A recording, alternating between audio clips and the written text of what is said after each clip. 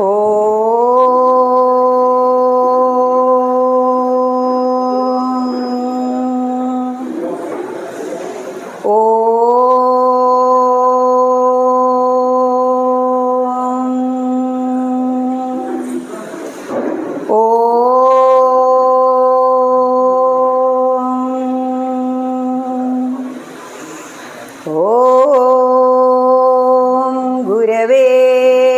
സർവലോകാനാം വിഷജേ ഭവരോഗിണാം നിധയേ സർവവിദ്യാനാം ദക്ഷിണാമൂർത്തയേ നമഃ. ശിവം ശിവകരം ശാന്തം ശിവാത്മാനം ശിവോത്തമം ശിവമാർഗപ്രണേതാരം പ്രണതോസ്മി സദാ ശിവം. ഭൂതനാഥ സദാനന്ദ സർവഭൂതദയാപരാ രക്ഷ രക്ഷ മഹാബാഹോ ശാസ്ത്രേ തുഭ്യം നമോ നമഃ. ഓം സർവമംഗളമംഗല്യേ ശിവേ സർവാർത്ഥസാധികേ ശരണ്യേ ത്രയംബകേ ഗൗരി നാരായണി നമോസ്തുതേ. കാളി കാളി മഹാകാളി ഭദ്രകാളി നമോസ്തുതേ. കുലം ച കുലധർമ്മം ച മാം ച പാലയ പാലയ. ഓം ഗംഗണപതയേ നമഃ. ഓം സരസ്വത്യേ നമഃ. എല്ലാവർക്കും നമസ്കാരം. ഒരു കർക്കിടക മാസത്തിൽ ദേവീക്ഷേത്ര സന്നിധിയിൽ രാവിലെ ടിഫിനൊക്കെ കഴിച്ച് അങ്ങനെ വന്നിരിക്കുക. വല്ലാത്തൊരു സുഖ. ഭഗവതി നമ്മളറിയാതെ നമ്മളെ കൊണ്ട് ഓരോന്ന് ചെയ്യിപ്പിക്കും. ഇപ്പോൾ എല്ലാവർക്കും നമസ്കാരം എന്ന് പറഞ്ഞു. ആരെയാ നമ്മൾ ഈ നമസ്കരിക്കണേ? ഹൈന്ദവ സംസ്കാരപ്രകാരം ഏത് വലിയവനും ചെറിയവനും മറ്റൊരു വ്യക്തിയെ കാണുമ്പോൾ നമസ്തേ പറയുന്നു. നമസ്തേ, അങ്ങേക്ക് നമസ്കാരം. ആരെയാ നമസ്കരിക്കുന്നേ? ഓരോ ജീവജാലങ്ങളുടെയും ഉള്ളിൽ സർവന്തര്യാമിയായി കുടികൊള്ളുന്ന ഈശ്വര ചൈതന്യത്തെയാണ് നമ്മൾ നമസ്കരിക്കുന്നത്. അപ്പോൾ നമ്മൾ തിരിച്ചും എത്ര എളിയവനാണെങ്കിലും എത്ര വലിയവനാണെങ്കിലും നമസ്തേ തിരിച്ച് നമസ്കരിക്കും. അത് വലിയ ഒരു പാഠം.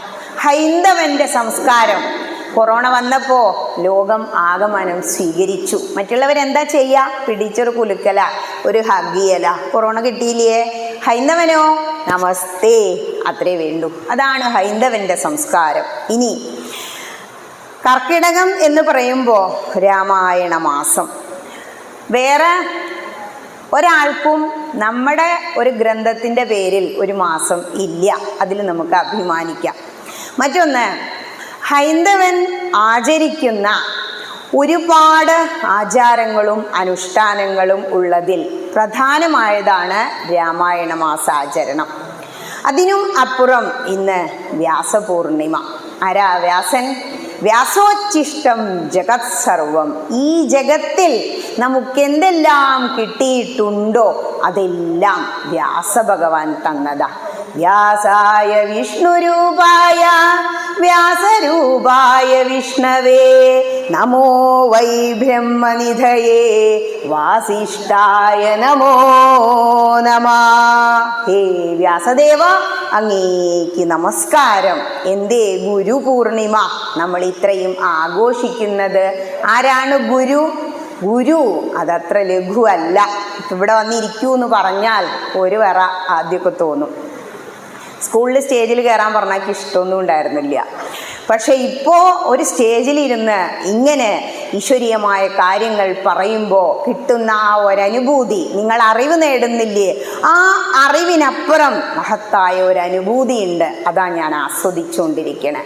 ഇങ്ങനെ ഒരുപാട് ആചാര്യന്മാർ നമ്മുടെ മതത്തിൽ മുന്നിലേക്ക് വരണം. അപ്പോൾ ഇന്നലെ നമ്മൾ കണ്ട പോലെ രാമായണ സന്ധ്യകളുണ്ടാകും. കുട്ടികൾ സമാജത്തിൽ വന്നു ചേരും. എങ്കിലേ നമ്മൾ ഉയരൂ. നമ്മൾ മറ്റുള്ളവരുടെ പോസിറ്റീവുകൾ സ്വീകരിക്കണം. മറ്റു മതസ്ഥരെ നോക്കൂ, അവരുടെ ആചാരങ്ങളും അനുഷ്ഠാനങ്ങളും ഉത്സവങ്ങളും എല്ലാം അവരുടെ മതവുമായി ആചാരവുമായി ബന്ധപ്പെടുത്തിയതാ. നമ്മുടെ ഉത്സവങ്ങളും അങ്ങനെ തന്നെയാ. ആദ്യം തന്നെ വ്യാസഭഗവാനായിക്കൊണ്ട് നമസ്കാരം.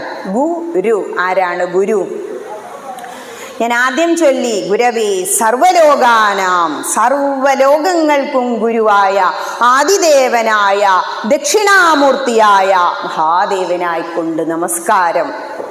എല്ലാ ഗുരുക്കന്മാരും നമുക്ക് പരമ്പരയായി വെളിച്ചം വീശിയവരാ. ഗുരു എന്താ? ഗുരു ഗു എന്ന് പറഞ്ഞാൽ ഗുഹ, ഗുഹയുടെ ഉള്ളിൽ എന്താ? അന്ധകാരം. രു എന്ന് പറഞ്ഞാൽ അതിനെ ഇല്ലാതാക്കുന്നവൻ, രോദനം ചെയ്യുന്നവൻ. ഗുരു അതായത് അജ്ഞാനമാകുന്ന അന്ധകാരത്തെ വിജ്ഞാനമാകുന്ന വെളിച്ചം കൊണ്ട് ഇല്ലാതാക്കാൻ കഴിവുള്ളവനാരോ അവനാണ് ഗുരു. ഭഗവതി ഇവിടെ വന്ന് പ്രാർത്ഥിച്ചാൽ ഇവിടെ വന്നിരുന്ന് നിങ്ങൾക്കിത് പറഞ്ഞു തരില്ല, ഉറപ്പാ. പിന്നെയോ ഭഗവതി നിങ്ങളെ അനുഗ്രഹിക്കുമ്പോൾ, ദുരിതം തീരുമ്പോൾ ഒരു ഗുരു ആചാര്യനായി നിങ്ങളുടെ മുന്നിൽ ഇങ്ങനെ വന്നിരിക്കും. ഭഗവതിയുടെ കീർത്തനങ്ങൾ അങ്ങനെ ചൊല്ലും, ഈശ്വരീയമായ കഥകൾ പറയും. സത്സംഗത്തിൻ്റെ പ്രത്യേകതയാ പറയുന്നവനും കേൾക്കുന്നവനും ഭക്തി ഉണ്ടാകും എന്നാ. എന്താ സത്സംഗം? സത്തുക്കളുമായി സംഘം ഉണ്ടാവുക. ഇപ്പൊ നിങ്ങളെല്ലാം സത്തുക്കളാ. കാരണം എന്താണോ? ഞായറാഴ്ച ഒരേ ഒരു ദിവസം അവധി. എന്തെല്ലാം ഉണ്ട് നമ്മുടെ കയ്യിൽ. പണ്ടൊക്കെ താമ്പൂലം തേച്ചിരുന്നെങ്കിൽ ഇപ്പൊ നമ്മുടെ ഈ മൊബൈൽ ഫോണാ അല്ലേ? അപ്പോ അതെല്ലാം ഒരു റൂമും ഒരു AC-യും ഒരു മൊബൈൽ ഫോണോ കമ്പ്യൂട്ടറോ ഉണ്ടായാൽ എല്ലാം ആയി എന്ന് വിശ്വസിക്കുന്ന ഒരു ജനറേഷനാ ഇപ്പൊ നമ്മുടെ മുന്നിലുള്ള. അതിനെ എല്ലാം വകഞ്ഞു മാറ്റി മഴയില്ല, നല്ലൊരു ദിവസം നിങ്ങൾ ഇങ്ങോട്ട് കയറി വന്നില്ലേ? ഒരു ക്ഷേത്രത്തിൽ വന്ന് ആ ക്ഷേത്രാന്തരീക്ഷത്തിൽ കാറ്റടിച്ച് ആ അനുഭവം ഭഗവതിയുടെ ആ ചേർത്ത് നിർത്തുന്ന ആ കുളിർക്കാറ്റടിച്ച് ഇങ്ങനെ ഒരു ഹാളിൽ വന്നിരിക്കാൻ കഴിയുക, അത് ദുരിതം തീരുമ്പോഴാണ്. ഒരുപാട് വിഷമങ്ങളും വേദനകളും ഉള്ളവരാ മനുഷ്യര്. ആ വേദനകളെയെല്ലാം വകഞ്ഞു മാറ്റി നിങ്ങളൊരു ക്ഷേത്രാന്തരീക്ഷത്തിൽ വന്ന് ഇങ്ങനെ ഇരുന്നു. ഇപ്പൊ വരണമെന്ന് ആഗ്രഹിച്ചു, വരാൻ കഴിയാത്തവരുണ്ടാവും. പക്ഷേ പെട്ടെന്ന് ഒരു കുട്ടി പറയുക, പരിപാടി ഉണ്ടേട്ടോ, പ്രഭാഷണം ഉണ്ടേട്ടോ, വരണം, പെട്ടെന്ന് ഓടിപ്പോന്നവരുണ്ടാവും. അത് അനുഗ്രഹ. ഭഗവതി നിങ്ങളെ അനുഗ്രഹിക്കുക. അല്ലെങ്കിൽ മലപ്പുറത്ത് കിടക്കുന്ന ഞാൻ ഇന്ന് ഈ നിമിഷം ഇവിടെ. നമ്മൾ വിചാരിക്കും ഇതൊക്കെ നമ്മുടെ കഴിവാണ്. ഒരിക്കലും അല്ല. ഈ വിരൽ ഇങ്ങനെ നീങ്ങണമെങ്കിൽ, ഇങ്ങനെ നിൽക്കുന്ന വിരൽ ഇങ്ങനെ ഇളകണമെങ്കിൽ ഭഗവതി തീരുമാനിക്കണം. കാരണം ഈ പ്രപഞ്ചത്തിൽ ഒരു ശക്തിയുണ്ട്. നമ്മൾ വിചാരിക്കും ഇത് നമ്മുടെ കഴിവാ. ഒരിക്കലും അല്ല. നമ്മൾ എന്താഗ്രഹിച്ചാലും അത് നടത്തണമെങ്കിൽ ആ ശക്തി തീരുമാനിക്കണം. നിമിത്തമാത്രം ഭവ സവ്യസാചിൻ. നമ്മൾ വെറും നിമിത്തം. ഇനി ഹൈന്ദവനെക്കുറിച്ച്, ഹൈന്ദവന്റെ ഗ്രന്ഥങ്ങളെക്കുറിച്ച് നമുക്ക് ആദ്യം ഒന്ന് ചിന്തിക്കാം. ഞാൻ ഹൈന്ദവനാണ് എന്ന് പറയുന്നവൻ നിന്റെ അടിസ്ഥാന ഗ്രന്ഥം ഏത് എന്ന് ചോദിച്ചാൽ അതിന് ഉത്തരം പറയാൻ അറിഞ്ഞിരിക്കണം. ഏതാ നമ്മുടെ അടിസ്ഥാന ഗ്രന്ഥം? കുട്ടികൾ പറയൂ. എല്ലാവരും പറഞ്ഞു രാമായണം. കാരണം ഇപ്പൊ രാമായണ മാസ, അത് പ്രതീക്ഷിക്കും. ഹൈന്ദവന്റെ അടിസ്ഥാന ഗ്രന്ഥം വേദങ്ങളാണ്. ഈ വേദങ്ങൾ നല്ല ടഫ് സാൻസ്ക്രിറ്റാ. അപ്പോൾ എൻ്റെ കുഞ്ഞുങ്ങൾക്ക് ഇത് മനസ്സിലായില്ലെങ്കിലോ, ദീർഘദൃഷ്ടി ഉള്ളവരാണ് മാമുനിമാർ. സാക്ഷാൽ തപസ്വികൾ ഈശ്വരന്മാരല്ലോ രാമായണം പറയുന്നുണ്ട്. അപ്പോൾ അതിനുവേണ്ടി ലളിതമായ സംസ്കൃത രൂപത്തിൽ 2 ഇതിഹാസങ്ങൾ രചിച്ചു. ഈ വേദ തത്വങ്ങളെ കറന്നെടുത്തു വെച്ച് രചിച്ചതാണ് 2 ഇതിഹാസങ്ങൾ. ഏതൊക്കെയാ 2 ഇതിഹാസങ്ങൾ? കുട്ടികൾ പറയൂ. രാമായണം, മഹാഭാരതം. Very good. അപ്പോൾ നമ്മളുടെ 2 ഇതിഹാസങ്ങൾ, ഭാരതീയന്റെ 2 ഇതിഹാസങ്ങൾ ഏവ?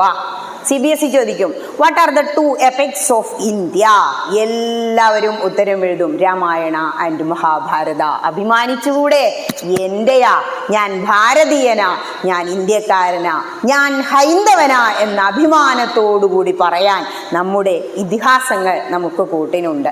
ഈ ഇതിഹാസങ്ങളുടെ പ്രത്യേകത എന്താണോ, വേദം പറയുമ്പോൾ അവസാനം നമ്മൾ ശാന്തി മന്ത്രം ചൊല്ലുമ്പോൾ 3 ശാന്തി പറയാറില്ലേ? ഓരോ വേദമന്ത്രങ്ങൾക്കും 3 അർത്ഥമുണ്ട്. ആദിദൈവികം, ഭൗതികം എന്നൊക്കെ പറഞ്ഞിട്ട് പറയും. അപ്പോൾ ഈ അർത്ഥങ്ങൾ നേരിട്ട് പറഞ്ഞാൽ നമുക്ക് മനസ്സിലാവില്ല. അപ്പം എന്ത് ചെയ്തു? ഈ അർത്ഥങ്ങളെ ഇങ്ങോട്ട് കറന്നെടുത്ത് കഥാരൂപത്തിലാക്കി വെച്ചതാണ് മഹാഭാരതവും രാമായണവും.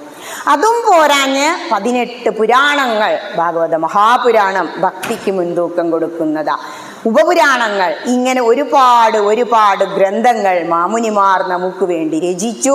അവസാനം 400 വർഷം മുൻപ് മലപ്പുറം ജില്ലയിൽ ജീവിച്ചിരുന്ന പൂന്താനം ജ്ഞാനപ്പാന എഴുതി. പിന്നെയോ ഹരിനാമകീർത്തനം എഴുത്തച്ഛൻ, നമ്മുടെ രാമായണം എഴുതിയ എഴുത്തച്ഛൻ എഴുതി. ഇങ്ങനെ ലളിതമായ ഗ്രന്ഥങ്ങളിൽ അങ്ങനെ ചെന്ന് നിൽക്കുക. ഇപ്പോൾ നിങ്ങളിവിടെ ചൊല്ലിയ ദൈവദശകം വരെ, ദൈവദശകം എന്താ പറയണേ? നീയല്ലോ മായയും മായാവിയും മായാവിനോദനും, നീയല്ലോ മായയെ നീക്കി സായുജ്യം നൽകുമാര്യനും. എന്താ അർത്ഥം നോക്കൂ. ഗുരുസ്വാമിനെ തൊഴണ്ടേ നമ്മള്? എന്തിനാ ജാതി മതവും പറയണേ? നീയല്ലോ മായയും, എല്ലാം മായയാണ്, സീതാദേവി മായയാണ്, മായാവിയും നീ തന്നെ, മായയെ നീക്കി സായുജ്യം നൽകുമാര്യനും. എന്താ സായുജ്യം? ഈ ജീവിതം കിട്ടി. ഇപ്പം ദാ ഇവിടെ പല പ്രായക്കാരിയ്ക്കുന്നുണ്ട്. എന്തിനാണ് ഇങ്ങനെ ഉണ്ടുറങ്ങി ജീവിക്കണേ? എന്തിനാ മനുഷ്യനായി ജന്മം കിട്ടിയത്? സ്കന്ദപുരാണം പറയുന്നുണ്ട്, ജന്മനാൽ ജായതേ മർത്യ, ജന്മം കൊണ്ട് ഞാൻ വെറും മർത്യനാണ്. മർത്യൻ എന്ന് പറഞ്ഞാൽ എന്താ? മരണമുള്ളവനാണ് മർത്യൻ. മൃത്യോമ അമൃതംഗമയ, മരണത്തിൽ നിന്നും അമൃതത്വത്തിലേക്ക് ഉയർത്തേണമേ എന്നാണ് ഹൈന്ദവന്റെ പ്രാർത്ഥന. അപ്പോൾ മരണത്തിന് മുമ്പ് നാം എന്ത് ചെയ്യണം? എന്തിനാണ് ഈ ശരീരം ഇവിടെ കിട്ടിയത്? ഉപനിഷത്തുക്കൾ പറയുന്നു, മഹതോ വിനഷ്ടി, ഹേ മഹത്തുക്കളെ, നിങ്ങൾ അറിവില്ലായ്മ കൊണ്ട് നഷ്ടപ്പെടുത്തി കളയരുത്. എന്ത് നഷ്ടപ്പെടുത്തി കളയരുത്? മനുഷ്യജന്മം കിട്ടി, ഇനി എന്തേ വേണ്ടൂ? എന്തിനാണ് ജന്മം കിട്ടിയത്? ആചാര്യസ്വാമികൾ പറയുന്നുണ്ട്, മനുഷ്യരൂപേണ മൃഗം ചരന്തി. ഭക്തിയില്ലാത്ത എല്ലാ വ്യക്തികളും മനുഷ്യന്റെ രൂപമുണ്ട്, മൃഗങ്ങളെ പോലെയാ ജീവിച്ചു മരിക്കുന്നത്. കുറുക്കൻ്റെ മാളം പോലെയാ നാമജപം ഇല്ലാത്ത വീട്. ഉണ്ട് ഓരിട്ട് കിടന്നുറങ്ങും. കുറുക്കൻ അതല്ലേ ചെയ്യുന്നേ? നാമജപം ഇല്ലാത്തവൻ, സംസ്കാരത്തിൽ ഉയരാൻ വേണ്ടി ഗ്രന്ഥങ്ങൾ തുറക്കാത്തവൻ, നമ്മളോട് സംസാരിക്കുന്ന ഏറ്റവും വലിയ ഭഗവാനാണ് ഗ്രന്ഥങ്ങൾ. അതായത് ശ്രീമദ് ഭാഗവതാഖ്യോയം പ്രത്യക്ഷ കൃഷ്ണ ഏവഹി. ഭാഗവതം പ്രത്യക്ഷത്തിൽ കൃഷ്ണൻ തന്നെയ. അതങ്ങോട്ട് തുറന്നു വെക്കുമ്പോഴാ സംസാരസാഗരേ മഗ്നം ദീനം മാം കരുണാനിധേ കർമ്മഗ്രാഹ ഗൃഹീതാംഗം മാമുദ്ധര ഭവാർണവാൽ. ഈ സംസാര സാഗരത്തിൽ മുങ്ങിക്കളിക്കുകയാണ് കൃഷ്ണ, എന്നെ ഇതിൽ നിന്നും ഉദ്ധരിക്കണമേ. ഇവിടെ ഇരിക്കുന്നവരെല്ലാം ലൗകികരാ. പ്രാരബ്ധം അനുഭവിച്ചുകൊണ്ടേ ലൗകികന് ആത്മീയതയിൽ ഉയരാൻ കഴിയൂ. എന്താ ഈ പ്രാരബ്ധം? ഇപ്പൊ രാവിലെ ഇവിടെ 10 മണിക്ക് എത്തണമെന്ന് ആഗ്രഹിച്ചു, പക്ഷെ എത്താൻ പറ്റിയില്ല. തുടങ്ങിയതിന് ശേഷമാണ് വരുന്നത്. കാരണം എന്താ? നമ്മുടെ പ്രാരബ്ധാണേ. ഈ 3 എന്ന് പറഞ്ഞില്ലേ, നിങ്ങൾ 3 പ്രദക്ഷിണം വെക്കാറില്ലേ? പൂണൂല് നോക്കിണ്ടോ തിരുമേനിയുടെ? 3 നൂലുണ്ടാവും. മുത്തശ്ശി കുറി വരയ്ക്കും, 3 കുറിയാ വരയ്ക്കുക. ഇങ്ങനെ ഭസ്മം കൊണ്ട് ഇല്ലേ? ഭസ്മത്തിനൊക്കെ ഒരുപാട് തത്വങ്ങളുണ്ട്. എന്താ ഈ 3? ഈ ശാന്തി പറയുന്നില്ലേ 3? ഭാഗവതം തുടങ്ങുന്നത് തന്നെ എങ്ങനെയാ? സച്ചിദാനന്ദരൂപായ വിശുൽപത്യാദിഹേതവേ താപത്രയ വിനാശായ ശ്രീകൃഷ്ണായ വയം നുമാ. താപത്രയങ്ങളാ നമ്മുടെ ലൗകികന്റെ പ്രാരാബ്ദങ്ങൾ. 3 തരം ദുഃഖങ്ങളാണ് അത് സൂചിപ്പിക്കുന്നത്. അപ്പൊ ഈ 3 ദുഃഖങ്ങളെയും തരണം ചെയ്ത് നിങ്ങൾ ഇവിടെ വന്നിരുന്നു. ഏതൊക്കെയാ 3 ദുഃഖങ്ങൾ?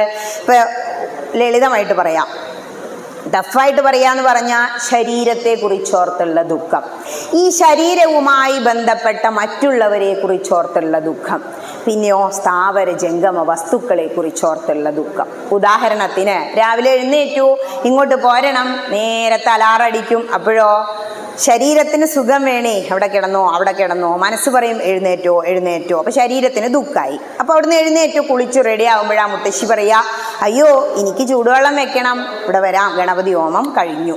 നേരം വൈകി. അത് മറ്റുള്ളവരെ കുറിച്ചോർത്തുള്ള ദുഃഖം.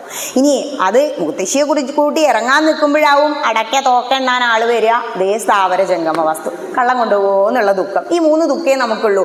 ഈ 3 ദുഃഖങ്ങളും അങ്ങോട്ട് മറികടന്നാൽ വ്യാസഭഗവാൻ ശ്രീശുക ബ്രഹ്മർഷി മുകളിലേക്ക് പോയ സമയത്ത് കരയുന്നുണ്ട്. ഭാഗവതത്തില് ഞാൻ പറഞ്ഞു വ്യാസോച്ഛിഷ്ടം ജഗത് സർവം. ആ വ്യാസ ഭഗവാൻ കൂടി വിഷമിക്കുന്നുണ്ട്.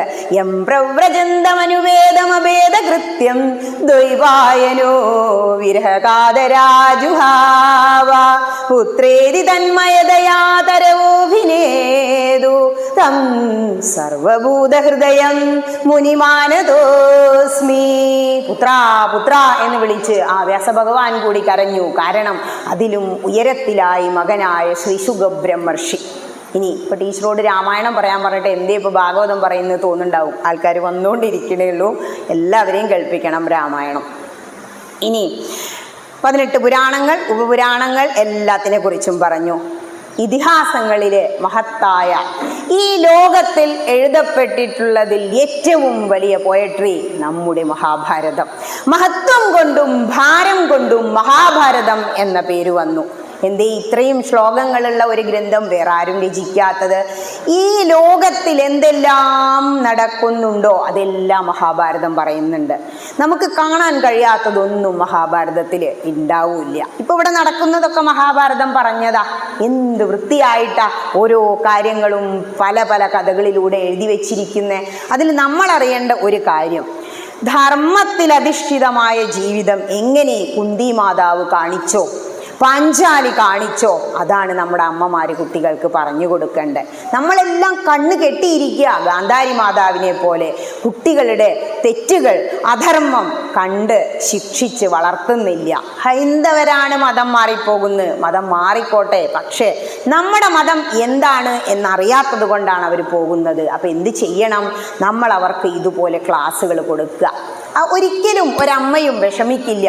മഞ്ചേരി സത്യസരണിയിലൊക്കെ നിന്ന് കണ്ണീരൊഴുക്കുന്ന കുട്ടികളെ കാണുമ്പോഴാ തോന്നുക, ഒരാചാര്യനെങ്കിലും ഇവരുടെ മുന്നിൽ എത്തിയിരുന്നെങ്കിൽ ഒരിക്കലും ഇവൾ ഇങ്ങനെ നിന്ന് കരയില്ലായിരുന്നു എന്ന്. ഇനി മഹാഭാരതം അവിടെ നിൽക്കട്ടെ. ഈ എല്ലാ കാവ്യങ്ങളിലും ആദികാവ്യം എന്നറിയപ്പെടുന്നത് രാമായണം. രാമസ്യ അയനം രാമായണം. അത് സീതായനം കൂടിയാണ്.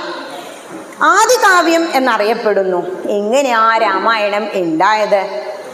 രാമന്റെ സഞ്ചാരമാണ് രാമായണം. അതുകൊണ്ടാണ് രാമൻ ഒരു ഭാഗത്ത് ഇരിക്കാത്തത്. ഈ വാൽമീകി മഹർഷി ഒരു ദിവസം നാരദ മഹർഷിയോട് ചോദിക്കുക, തമസാ നദിക്കരയില് കുളിക്കാൻ പോകുമ്പോഴാ പ്രപഞ്ചമിതുങ്ങളെ കാണുന്നത്. ഹേ നാരദ മഹർഷി, ഈ ലോകത്തിൽ സർവഗുണങ്ങളും തികഞ്ഞ ഒരു പുരുഷൻ, ഒരു വ്യക്തി ഉണ്ടോ എന്ന്. അപ്പൊ നാരദ മഹർഷി പറയാ, സർവഗുണങ്ങളും തികഞ്ഞ ആരെയും കാണാൻ കഴിയില്ല. പക്ഷേ ഏകദേശം എല്ലാ ഗുണങ്ങളും തികഞ്ഞ ഒരു വ്യക്തിയുണ്ട്. അതാരാ? ഇക്ഷ്വാകു വംശത്തിലെ, രഘുവംശത്തിലെ ശ്രീരാമചന്ദ്രൻ. ഇങ്ങനെ പറഞ്ഞു കൊടുത്തു. അങ്ങനെ ശ്രീരാമകഥ മുഴുവൻ നാരദ മഹർഷി വാൽമീകി മഹർഷിക്ക് പറഞ്ഞു കൊടുത്തു. അങ്ങനെയാ രാമായണം പിറക്കുന്നത്.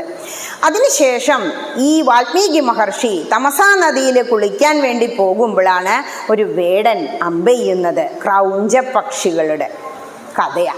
അപ്പോ പറയാണ്, മാ നിഷാദ മാ നിഷാദത്വമഗമ ശാശ്വതീ സമാഹ യൽ ക്രൗഞ്ചമിഥുനാദേകവതീ കാമമോഹിതം.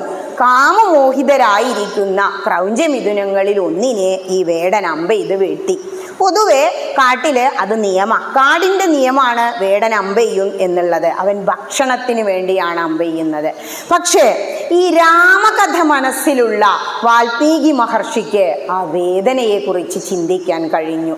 ഹൈന്ദവന് എന്തുകൊണ്ടാ അഹിംസ എന്നുള്ള പാഠം വരുന്നത്? അവിടെ തുടങ്ങാം. നമ്മളെങ്ങനെയാ കാണുന്നത്? സർവഭൂത നിവാസോസേ വാസുദേവാ നമോസ്തുതേ. സർവ ജീവജാലങ്ങളിലും വാസുദേവൻ, എല്ലാ ജീവിജാലങ്ങളിലും വസിക്കുന്നവൻ വാസുദേവൻ. അതുകൊണ്ടാണ് കല്ല്, കരട്, കാഞ്ഞിരക്കുറ്റി മുതൽ മുള്ളുമുരട് മൂർഖൻ പാമ്പ് വരെ ഹൈന്ദവൻ ആരാധനാമൂർത്തികളാ.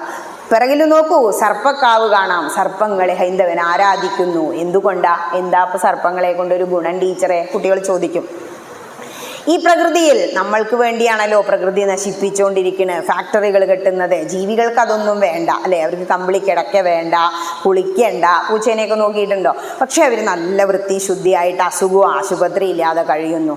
നമ്മൾ വളർത്തുന്ന ജീവികൾക്കേ അസുഖവും മൃഗാശുപത്രി ഉള്ളൂ, അല്ലാത്തവർക്ക് ഇല്ല. അപ്പം എന്താ? പ്രകൃതിയോട് ഇണങ്ങി ജീവിച്ചാൽ, നമ്മളെ ഈ ട്രൈബ്സിനെ നോക്കിയിട്ടുണ്ടോ? അവർക്കൊരു അസുഖവും ഇല്ല. പല്ല് 110 വയസ്സായാലും കൊഴിയണില്ല. കാരണം എന്താ? അവരൊരു രാസവസ്തുക്കളും ഉപയോഗിക്കുന്നില്ല. അപ്പോൾ സർപ്പങ്ങൾക്ക് ഫാക്ടറിയിൽ നിന്നും പുറത്ത് വിടുന്ന വിഷത്തെ സ്വാംശീകരിച്ച് അവരുടെ വിഷമാക്കാനുള്ള കഴിവുണ്ട്. ഇത് നമ്മുടെ ഗ്രന്ഥത്തിലൂടെ പോയാലേ അറിയൂ. നമ്മൾ അക്കാദമിക്ക് കുറേ പഠിക്കും, ജീവിക്കാൻ വേണ്ടതൊന്നും പഠിക്കില്ല. ജീവിതം എങ്ങനെ ജീവിക്കണം, എങ്ങനെ ഈശ്വര സാക്ഷാത്കാരം നേടണം, ഈ ശരീരത്തിൽ ഇരുന്നു കൊണ്ട് ഒരു 50 വയസ്സ് വരെയൊക്കെ ആരോഗ്യത്തോടെ ഇരിക്കും. പിന്നെ അവിടെ വേദന ഇവിടെ വേദനയൊക്കെ തുടങ്ങും നമുക്ക്. അപ്പോൾ അതുവരെ ജീവിക്കുമ്പോൾ എങ്ങനെ ജീവിക്കണം, അതിനു വേണ്ടിയാണ് ഏകാദശി പറയും ആചാരങ്ങളിലും അനുഷ്ഠാനങ്ങളിലും അധിഷ്ഠിതമായ നമ്മുടെ അത് ക്ഷേത്ര സംസ്കാരവുമായി ബന്ധപ്പെട്ട ജീവിതം. ഈ സംസ്കാരം എല്ലാം സയൻസാണ്. ക്ഷേത്രത്തിലേക്ക് നടന്നു വരുന്നത് ഡോക്ടർ എന്താ പറയാറ്? ഷുഗർ ഉണ്ട്, രാവിലെ ഇത്തിരി നടന്നോളൂ കേട്ടോ. വീട്ടിൽ നിന്ന് ഇറങ്ങിയ ഇനി ഇവിടെ വണ്ടിയിൽ വന്നിറങ്ങിയാലും വിശാലമായ പ്രദക്ഷിണ വഴി, പ്രദക്ഷിണം ദക്ഷിണ ഭാഗത്തു കൂടി വന്ന് നമസ്കരിക്കുമ്പോൾ വേദങ്ങളിൽ പറയുന്ന യജുർവേദത്തിലെ യാഗങ്ങളെക്കുറിച്ച് യജ്ഞങ്ങളെക്കുറിച്ച് പറയുന്ന അഹം ബ്രഹ്മാസ്മി എന്ന ഭാവത്തിൽ അങ്ങോട്ട് നമസ്കരിച്ച് നമ്മൾ നിവർന്നു നിൽക്കുക. ആദ്യത്തെ വേദമാണ് ഋഗ്വേദം. അതിൽ മുഴുവൻ പറയുന്ന പ്രധാനപ്പെട്ട വാക്കാണ് പ്രജ്ഞാനം ബ്രഹ്മ. ജ്ഞാനം തന്നെ, അറിവ് തന്നെയാണ് ബ്രഹ്മം. സാമവേദം, സാമം സംഗീതം, സംഗീതത്തെക്കുറിച്ച് പറയുന്ന വേദ. അതിലാണ് നമ്മുടെ സംഗീതത്തെക്കുറിച്ച് പറയുന്നത്. തത്വമസി അയ്യപ്പസ്വാമിയുടെ മുന്നിൽ എഴുതി വച്ചിരിക്കുന്ന മഹാമന്ത്രം. ഇനി എല്ലാം കഴിഞ്ഞ് അവസാനത്തെ ഗ്രന്ഥമാണ് ഋഗ്വേദം, യജുർവേദം, സാമവേദം, അഥർവവേദം. അഥർവവേദത്തിലാണ് ആയുർവേദമൊക്കെ വരുന്നത്. അയം ആത്മാ ബ്രഹ്മ. ഈ 4 വാചകങ്ങളൊക്കെ നമ്മൾ കുട്ടികളെ അങ്ങനെ പഠിപ്പിക്കുക. ഇനി ഇവിടെ പറഞ്ഞാൽ നിർത്തിയത് ഇതാണ്. കഥാവിച്ചിത്തി പറയും, ഒരു കാര്യം പറയും, എന്നിട്ട് അങ്ങനെ പോവും. അങ്ങനെ ഈ 2 പക്ഷികളിൽ ഒന്നിനെ അമ്പെയ്ത് വീഴ്ത്തുന്നത് കണ്ടപ്പോഴാണ് വിഷമം തോന്നി മാനിഷാദ. ഈ ശ്ലോകം പറഞ്ഞ ഉടനെ ബ്രഹ്മദേവൻ അവിടെ പ്രത്യക്ഷപ്പെട്ടു. ബ്രഹ്മദേവൻ വാൽമീകി മഹർഷിയോട് രാമായണ കഥ രചിക്കാൻ പറഞ്ഞു. അങ്ങനെയാണ് വാൽമീകത്തിൽ നിന്നും ഉണ്ടായ മഹർഷി. എന്താ വാൽമീകം എന്ന് പറഞ്ഞ? മൺപുറ്റാണ്. നമ്മുടെ ശരീരം എന്താ? മണ്ണാ. നമ്മൾ രാവിലെ ഇഡ്ഡലി സാമ്പാറും കഴിച്ചൂലേ? എവിടുന്നാ ഉണ്ടായേ? മണ്ണെന്നല്ലേ. എല്ലാ സസ്യാഹാരങ്ങളും മണ്ണെന്നാ ഉണ്ടാവുന്നു. കുമ്പളങ്ങ മണ്ണല്ലേ, അരി മണ്ണല്ലേ, വെണ്ടയ്ക്ക മണ്ണല്ലേ. അപ്പം നമ്മൾ കഴിക്കുന്നത് മണ്ണാണ്. മനുഷ്യൻ മണ്ണിൽ നിന്ന് വന്ന് മണ്ണിലേക്ക് തന്നെ പോകുന്നു. പക്ഷേ ഹൈന്ദവന്റെ സംസ്കാരം പഞ്ചഭൂതങ്ങളാൽ നിർമ്മിതമാണ് നമ്മുടെ ശരീരം. ക്ഷേത്രത്തിനുള്ളിൽ പൂജാതി കർമ്മങ്ങൾക്ക് വെച്ചിരിക്കുന്ന ഓരോ സാധനങ്ങളും നോക്കണം. നമ്മുടെ ശരീരം നിർമ്മിച്ച ഈ പഞ്ചഭൂതങ്ങളെ പ്രതിനിധീകരിക്കുന്ന വസ്തുക്കൾ കൊണ്ടാ പൂജ നടത്തുക. ജലം, കിണ്ടി വെള്ളം വെച്ചിരിക്കുന്നത് കണ്ടില്ലേ? ചന്ദനം ഭൂമിയിൽ നിന്നും വെട്ടിയെടുക്കുന്ന മരാണ്. ഇനി പുഷ്പം, ആകാശാത്മന പുഷ്പം കൽപ്പയാമി. പുഷ്പങ്ങൾക്ക് മൃദുവായ ഇതളുകളാ. മന്ത്രങ്ങളെ സ്വാംശീകരിക്കാനുള്ള കഴിവുണ്ട്. ഇനി മറ്റൊന്ന് ജലം, അഗ്നി. അഗ്നിയാത്മന ദീപം കൽപ്പയാമി. വായു ആത്മന ധൂപം കൽപ്പയാമി. അമൃതാത്മന നൈവേദ്യം കൽപ്പയാമി. ഇപ്പം എല്ലായില്ലേ പഞ്ചഭൂതങ്ങൾ. ഈ പഞ്ചഭൂതങ്ങളാൽ നിർമ്മിതമായ ഈ ശരീരം പഞ്ചഭൂതങ്ങളായി വിഘടിക്കുന്നതാണ് മരണം. ഇങ്ങനെ ഈ വാൽമീകത്തിൽ നിന്ന്, മൺപുറ്റിൽ നിന്നും ഉയർന്നു വന്ന ആ വാൽമീകി മഹർഷി രാമായണം രചിച്ചു. എന്തിനു വേണ്ടിയാണ് രാമകഥ? ഇനി അതാണ് അറിയേണ്ടത്. നമ്മളെല്ലാവരും ഗ്രന്ഥങ്ങളിലൂടെ പോകുമ്പോൾ അതിൻ്റെ അർത്ഥം മനസ്സിലാക്കും. രാമായണ കഥ അറിയേണ്ട കാര്യമില്ല, എല്ലാവർക്കും അറിയാം. പക്ഷേ അതിൽ കുറച്ച് മണിമുത്തുകളായ കുറച്ച് വാക്കുകളുണ്ട്, കുറച്ച് വരികളുണ്ട്. അതേസമയം വേദാർത്ഥം നിറഞ്ഞിരിക്കുന്ന വരികളാണ് അതിലുള്ളത്. ഓരോ കഥാപാത്രങ്ങളെയും എടുത്തു നോക്കണം. ആദ്യം തന്നെ ദശരഥ മഹർഷിയെ നമ്മൾ കാണുക. ദശരഥനും ആദ്യമായിട്ട് ഉമാമഹേശ്വര സംവാദം ആദ്യം തന്നെ മഹാദേവനില്ല തുടങ്ങുന്നത്. ആരാദ്യം? ഉമയില്ലാതെ മഹേശ്വരനില്ല, പാർവതി ഇല്ലാതെ ശിവന് ശക്തിയില്ല. എന്താ പറയുന്നേ അറിയോ? എപ്പോ നോക്കിയാലും രാമമന്ത്രം അങ്ങനെ ജപിച്ചുകൊണ്ടിരിക്കുക മഹാദേവൻ. അപ്പോ ശ്രീ പാർവതി ദേവി ചോദിച്ചു, അങ്ങ് എന്താ എപ്പോഴും ഇങ്ങനെ ജപിക്കണേ? അപ്പൊ പറയാ, ഞാൻ രാമനാമം ജപിക്കണു, അതിനെന്താ ഇത്ര പ്രത്യേകത? നിങ്ങൾ സഹസ്രനാമം ചൊല്ലിയ അവസാനം ചൊല്ലാറില്ലേ? ശ്രീരാമ രാമ രാമേതി രമേ രാമേ മനോരമേ സഹസ്രനാമ തത്തുല്യം രാമനാമ വരാനനേ. സഹസ്രനാമത്തിന് തുല്യമാണ് രാമനാമം. ഓർമ്മസൂത്രം എടുത്തു നോക്കുമ്പോൾ കാണാം ദശാവതാരത്തെ കുറിച്ച് പറയുന്നത്. മത്സ്യകൂർമ്മ വരാഹജ നരസിംഹജ വാമന രാമോ രാമശ്ച രാമ കൃഷ്ണ കൽക്കി ജനാർദ്ദന. രാമോ രാമശ്ച രാമ, 3 അവതാരങ്ങൾ. പരശുരാമൻ, ശ്രീരാമൻ, ബലരാമൻ. എന്തേ വേറെ പേരില്ലാഞ്ഞിട്ടാണോ? രാമമന്ത്രത്തിന്റെ പ്രസക്തിയാണത് പറയുന്നത്. അപ്പോ ഈ രാമനാമം ചൊല്ലിയാൽ മതി, സഹസ്രനാമത്തിന് തുല്യമായി. നിങ്ങളിവിടെ സഹസ്രനാമം ചൊല്ലാറില്ലേ? അതുപോലെ വിഷ്ണു സഹസ്രനാമം മിനിമം 20 മിനിറ്റ് വേണം, ലളിതാ സഹസ്രനാമം അരമണിക്കൂർ വേണം. പക്ഷെ സാധാരണക്കാർക്കല്ലാട്ടോ, മഹാദേവനെ പോലെയുള്ള പണ്ഡിതന്മാർക്കാ. ഒരുപാട് ഗ്രന്ഥങ്ങൾ വായിച്ചു അങ്ങെത്തി. എന്നും സഹസ്രനാമം ഉണ്ട്. ഇന്നൊരു ദിവസം ഒരു പ്രോഗ്രാമിന് പോവാൻ സമയമില്ല. അപ്പോഴാണ് എന്ത്? രാമ രാമ രാമ രാമ രാമ രാമ പാഹി മാം രാഘവ മനോഹര മുകുന്ദ രാമ പാഹി മാം. പാഹി മാം, എന്നെ രക്ഷിക്കൂ എന്നാ പറയുന്നേ. അതായത് നമ്മുടെ വിചാരം നമ്മൾ ചൊല്ലിയ കുട്ടികൾക്കും വീട്ടുകാർക്കും എല്ലാം ആയിന്നാ. ഒരിക്കലും ഹൈന്ദവന്റെ സംസ്കാരം അങ്ങനെ പറയുന്നില്ല. നീ നിനക്ക് വേണ്ടി ചെയ്യണം. എന്താ രത്നാകരനോട് പറഞ്ഞത് സപ്തർഷികൾ? ഞാനേ ആർക്ക് വേണ്ടിയാ പിടിച്ചു പറിക്കുന്നത്? എൻ്റെ ഭാര്യയ്ക്കും കുട്ടികൾക്കും വേണ്ടിയാ. അതെയോ? ഇത് മഹാപാപാന്നറിയാലോ? അറിയാം. അപ്പോ ഈ ചെയ്യുന്ന പാപം ഉണ്ണുന്നവരാണ് നിന്റെ കുടുംബം. അവരോട് വേഗം പോയി ചോദിക്കൂ, ഈ പാപം നിങ്ങൾ പകുത്തു വാങ്ങുമോന്ന്. ഓടിച്ചെന്നു. വിശ്വാസം തോന്നി ഇത്രേ. മധ്യാഹ്ന മാർത്താണ്ഡ ബിംബം കണക്കേന്നാ പറയുന്നത്. സൂര്യ തേജസ്വികളായ ആ സപ്തർഷികളുടെ വാക്കിൽ വിശ്വസിച്ച് ഓടി രത്നാകരൻ. അവിടെ ചെന്ന് ചോദിക്കുക ഭാര്യയോട്, ഞാനീ ചെയ്യുന്ന പാപം നിങ്ങൾ ഏറ്റെടുക്കുവോ? അപ്പൊ എന്താ ഭാര്യ പറഞ്ഞത്? താൻ താൻ നിരന്തരം ചെയ്യുന്ന കർമ്മങ്ങൾ താൻ അനുഭവിച്ചിടുകെന്നേ വരൂ. നമ്മൾ നാമം ജപിച്ചാൽ നമുക്കുണ്ട്. അതുകൊണ്ടാണ് രാമ രാമ രാമ രാമ രാമ രാമ പാഹി മാം രാമപാദം ചേരണേ മുകുന്ദ രാമ പാഹി മാം. പാഹി, രക്ഷിക്കൂ. ആരെ? എന്നെ എൻ്റെ കുട്ടികളെ എന്ന് പറയുന്നില്ല. അതുകൊണ്ട് എന്ത് ചെയ്യണം? കുട്ടികൾ അവർക്ക് വേണ്ടി നാമം ചൊല്ലണം. വയസ്സായവർ അവർക്ക് വേണ്ടി നാമം ചൊല്ലണം. ചിതയിൽ കൊണ്ടുപോയി വെക്കുമ്പോൾ ഒരിക്കലും എൻ്റെ അമ്മ നാമം ജപിച്ചു, കുട്ടി നാമം ജപിച്ചു എന്ന് പറഞ്ഞാൽ അത് കേൾക്കില്ല. ഞാൻ എനിക്ക് വേണ്ടി എന്ത് ചെയ്തു? അതാണ് ആ ചിതയിൽ വെക്കുന്ന സമയത്ത് ഉപനിഷത്ത് മന്ത്രമുണ്ട്.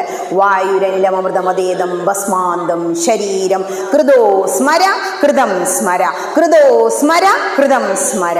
ഞാൻ ഈ ശരീരത്തിലിരുന്നു കൊണ്ട് എന്തെങ്കിലും സൽക്കർമ്മങ്ങൾ ചെയ്തിട്ടുണ്ട് എങ്കിൽ ഹേ ഭഗവൻ എൻ്റെ ആത്മാവിനെ ആ നേർവഴിക്ക് നയിച്ചാലും. അപ്പൊ സൽക്കർമ്മമാണ് ഇപ്പൊ ചെയ്തുകൊണ്ടിരിക്കുന്നത്. അപ്പോൾ ഒരു സത്സംഗത്തിൽ അങ്ങനെ വന്നിരുന്നു. അത്രമാത്രം മതിയത്രേ. ശ്രദ്ധിച്ചു. ചിലർക്ക് മനസ്സിലാവില്ല. പക്ഷേ ഭഗവാൻ എന്താ പറയുന്നേ? ശ്രീരാമചന്ദ്രൻ മൽകഥാലാപം, മൽകഥാശ്രവണം. എൻ്റെ കഥകൾ അങ്ങനെ ആലപിക്കുക, അങ്ങനെ കീർത്തിക്കുക. ശ്രവണം കീർത്തനം, കുറേ കേൾക്കുക. അപ്പൊ നമുക്ക് എന്ത് തോന്നും? ഇങ്ങനെ കയറിയിരുന്ന് പറയാൻ തോന്നും. നിങ്ങൾ ഒരുപാട് കഥകൾ കേട്ടോളൂ.